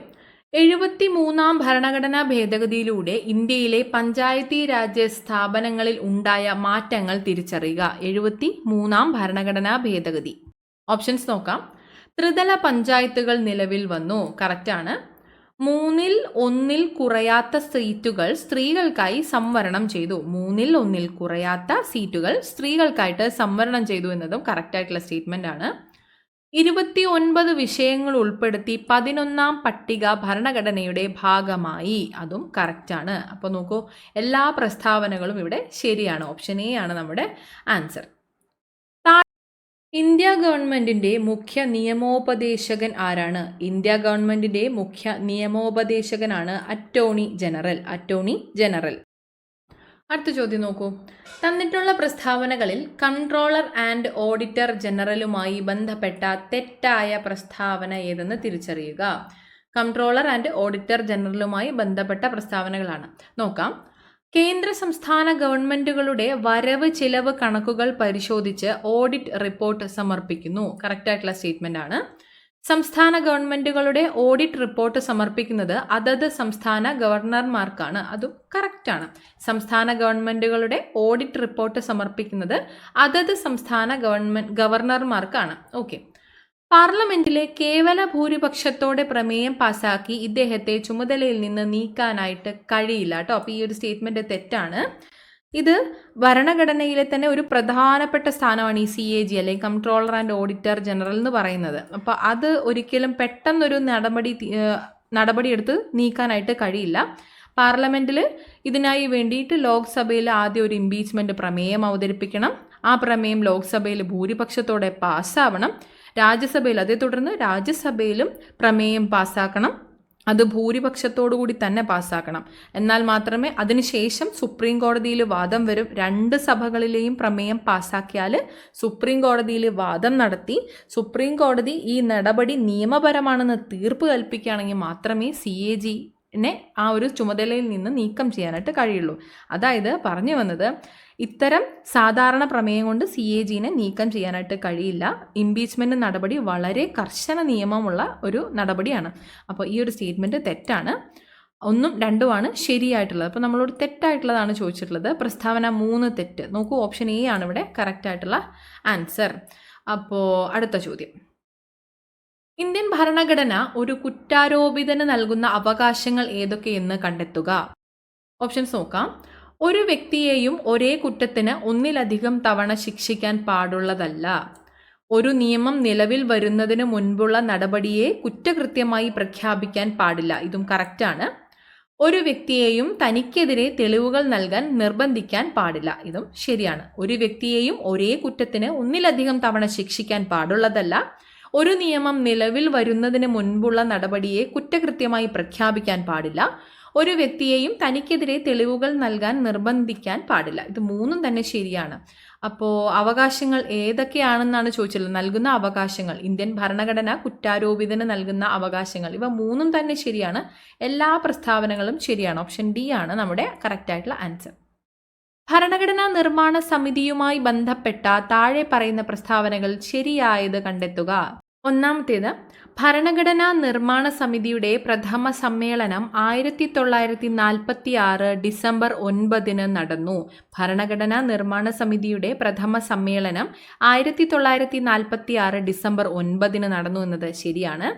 സമിതിയുടെ മുഴുവൻ അംഗങ്ങളും രാജ്യത്തിൻ്റെ വിവിധ പ്രവിശ്യകളിലെ നിയമസഭാംഗങ്ങൾ നേരിട്ട് തിരഞ്ഞെടുത്തവരാണ്. ഈ സ്റ്റേറ്റ്മെൻറ്റ് തെറ്റാണ് കേട്ടോ. എല്ലാവരെയും നേരിട്ട് തിരഞ്ഞെടുത്തതല്ല. മൂന്നാമത്തേത്, സമിതിയുടെ രൂപീകരണം ക്യാബിനറ്റ് മിഷൻ പ്ലാൻ നിർദ്ദേശമനുസരിച്ചാണ്. സമിതിയുടെ രൂപീകരണം ക്യാബിനറ്റ് മിഷന്റെ പ്ലാൻ നിർദ്ദേശമനുസരിച്ചാണ്. ഇത് ശരിയായിട്ടുള്ള സ്റ്റേറ്റ്മെൻ്റ് ആണ്. ശരിയായിട്ടുള്ളതാണ് നമ്മളോട് കണ്ടെത്താനായിട്ട് പറഞ്ഞത്. 1ഉം 3ഉമാണ് ശരിയായിട്ടുള്ളത്. ഓപ്ഷൻ B ആണ് നമ്മുടെ ആൻസർ. ഭരണഘടനാ നിർമ്മാണ സമിതിയുടെ പ്രഥമ സമ്മേളനം 1946 ഡിസംബർ 9 നടന്നു. സമിതിയുടെ രൂപീകരണം ക്യാബിനറ്റ് മിഷൻ പ്ലാൻ നിർദ്ദേശമനുസരിച്ചാണ്. ഓക്കെ. 106ാമത്തെ ഭരണഘടനാ ഭേദഗതിയുടെ ഭാഗമല്ലാത്ത പ്രസ്താവന അല്ലെങ്കിൽ പ്രസ്താവനകൾ ഏത്? ഭാഗമല്ലാത്തതാണ് ചോദിച്ചിട്ടുള്ളത്. ഓപ്ഷൻസ് നോക്കാം.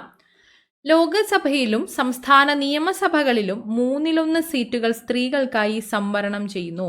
ഇത് കറക്റ്റായിട്ടുള്ള സ്റ്റേറ്റ്മെൻ്റ് ആണ്. ദേശീയ തലസ്ഥാനമായ ഡൽഹി കൂടാതെ കേന്ദ്രഭരണ പ്രദേശമായ പോണ്ടിച്ചേരി എന്നിവിടങ്ങളിലെ നിയമസഭകളിലും 1/3 സീറ്റുകൾ വനിതകൾക്കായി സംവരണം ചെയ്യുന്നു. ഇത് 106ാമത്തെ ഭരണഘടനാ ഭേദഗതിയുടെ ഭാഗമല്ല കേട്ടോ. ലോകസഭയിലും സംസ്ഥാന നിയമസഭകളിലും പട്ടികജാതി പട്ടികവർഗ വിഭാഗങ്ങൾക്കായി സംവരണം ചെയ്ത സീറ്റുകൾക്ക് ഇത് ബാധകമല്ല. 106ാമത്തെ ഭരണഘടനാ ഭേദഗതിയിൽ ഉൾപ്പെടുന്നതല്ല ഈ 3ാമത്തെ സ്റ്റേറ്റ്മെൻറ്റ്. ഓക്കെ, അപ്പം അതും തെറ്റാണ്. ഓരോ അതിർത്തി നിർണയത്തിന് ശേഷവും സ്ത്രീകൾക്കായി സംവരണം ചെയ്യപ്പെട്ട സീറ്റുകൾ പാർലമെന്റ് ഉണ്ടാക്കിയ നിയമപ്രകാരം നിർണയിക്കും. ഓരോ അതിർത്തി നിർണയത്തിന് ശേഷവും സ്ത്രീകൾക്കായി സംവരണം ചെയ്യപ്പെട്ട സീറ്റുകൾ പാർലമെന്റ് ഉണ്ടാക്കിയ നിയമപ്രകാരം നിർണയിക്കും. ഈ ഒരു സ്റ്റേറ്റ്മെൻറ്റും കറക്റ്റാണ്. അപ്പോൾ നമ്മളോട് ഭാഗമല്ലാത്ത പ്രസ്താവനകളാണ് ചോദിച്ചിട്ടുള്ളത്. 2ാമത്തെയും 3ാമത്തെയും സ്റ്റേറ്റ്മെൻറ്റ് 106ാമത്തെ ഭരണഘടനാ ഭേദഗതിയുടെ ഭാഗമല്ല. അപ്പോൾ ഓപ്ഷൻ 2ഉം 3ഉം, ഓപ്ഷൻ D ആണ് നമ്മുടെ ആൻസർ. 2ാമത്തെയും 3ാമത്തെയും സ്റ്റേറ്റ്മെൻറ്റ്സ് ഭാഗമല്ല. ഓക്കെ, അടുത്തത്, സംസ്ഥാന തിരഞ്ഞെടുപ്പ് കമ്മീഷൻ ഒരു ഭരണഘടനാ സ്ഥാപനമാണ്. താഴെ പറയുന്ന ഏത് ഭരണഘടനാ അനുച്ഛേദ പ്രകാരമാണ് ഇത് സ്ഥാപിതമായത്? സംസ്ഥാന തിരഞ്ഞെടുപ്പ് കമ്മീഷൻ എന്നത് അനുച്ഛേദം 243K പ്രകാരമാണ് സ്ഥാപിതമായിട്ടുള്ളത് കേട്ടോ. സംസ്ഥാന തിരഞ്ഞെടുപ്പ് കമ്മീഷൻ ഒരു ഭരണഘടനാ സ്ഥാപനമാണ്. താഴെ പറയുന്ന അനുച്ഛേദം 243K പ്രകാരമാണ് ഇത് സ്ഥാപിതമായിട്ടുള്ളത്. ഓക്കെ, താഴെ തന്നിരിക്കുന്ന വിഷയങ്ങളെ കോളം A ഭരണഘടനയിലെ 7ാം പട്ടികയിലെ ലിസ്റ്റുകൾ അല്ലെങ്കിൽ അവശിഷ്ടാധികാരങ്ങൾ, കോളം B എന്നിവയുമായി യോജിപ്പിച്ചതിൽ ശരിയായവ കണ്ടെത്തുക. എയിൽ വരുന്നത് വിഷയങ്ങളും ബിയിൽ വരുന്നത് ലിസ്റ്റുകൾ അല്ലെങ്കിൽ അവശിഷ്ടാധികാരങ്ങളുമാണ്. ഒന്നാമത്തേത് തുറമുഖങ്ങൾ. തുറമുഖങ്ങൾ കേന്ദ്ര ലിസ്റ്റിലാണ് ഉൾപ്പെടുന്നത്. കറക്റ്റാണ്. ഭൂമി സംസ്ഥാന ലിസ്റ്റിലും ഉൾപ്പെടുന്നു. സൈബർ നിയമങ്ങൾ ഒരു പ്രത്യേക ലിസ്റ്റിൽ ഉൾപ്പെടുത്തിയിട്ടില്ല. അപ്പോൾ ഇത് തെറ്റാണ്. സംയുക്ത ലിസ്റ്റ് എന്നത് തെറ്റാണ്. പിന്തുടർച്ചാ അവകാശങ്ങൾ പ്രധാനമായിട്ടും സംസ്ഥാന ലിസ്റ്റിൽ ഉൾപ്പെടുന്ന ഒരു വിഷയമാണ്. അത് അവശിഷ്ടാധികാരങ്ങളിലല്ല, എന്നാൽ പൂർണ്ണമായിട്ടും സംസ്ഥാനങ്ങളുടെ അധികാര പരിധിയിൽ വരുന്ന ഒരു വിഷയവുമല്ല. എന്തായാലും ഈ മൂന്നാമത്തെയും നാലാമത്തെയും സ്റ്റേറ്റ്മെൻറ്റ്സ് തെറ്റാണ്. തുറമുഖങ്ങൾ കേന്ദ്ര ലിസ്റ്റാണ്, ഭൂമി എന്നത് സംസ്ഥാന ലിസ്റ്റുമാണ്. അപ്പോൾ ഇവിടെ ശരിയായിട്ടുള്ളവയാണ് ചോദിച്ചിട്ടുള്ളത്. 1ഉം 2ഉമാണ് ശരിയായിട്ടുള്ള ഓപ്ഷൻ. ഓപ്ഷൻ ബി ആണ് കറക്റ്റായിട്ടുള്ള ആൻസർ. അപ്പോൾ ഇത്രയും ചോദ്യങ്ങളാണ് ഇന്നത്തെ ക്ലാസ്സിൽ നമ്മൾ ഉൾപ്പെടുത്തിയിട്ടുള്ളത്. ക്ലാസ് എല്ലാവർക്കും ഉപകാരപ്പെടുന്നുണ്ടെന്ന് വിശ്വസിക്കുന്നു. അപ്പോൾ എല്ലാവർക്കും താങ്ക് യു സോ മച്ച്.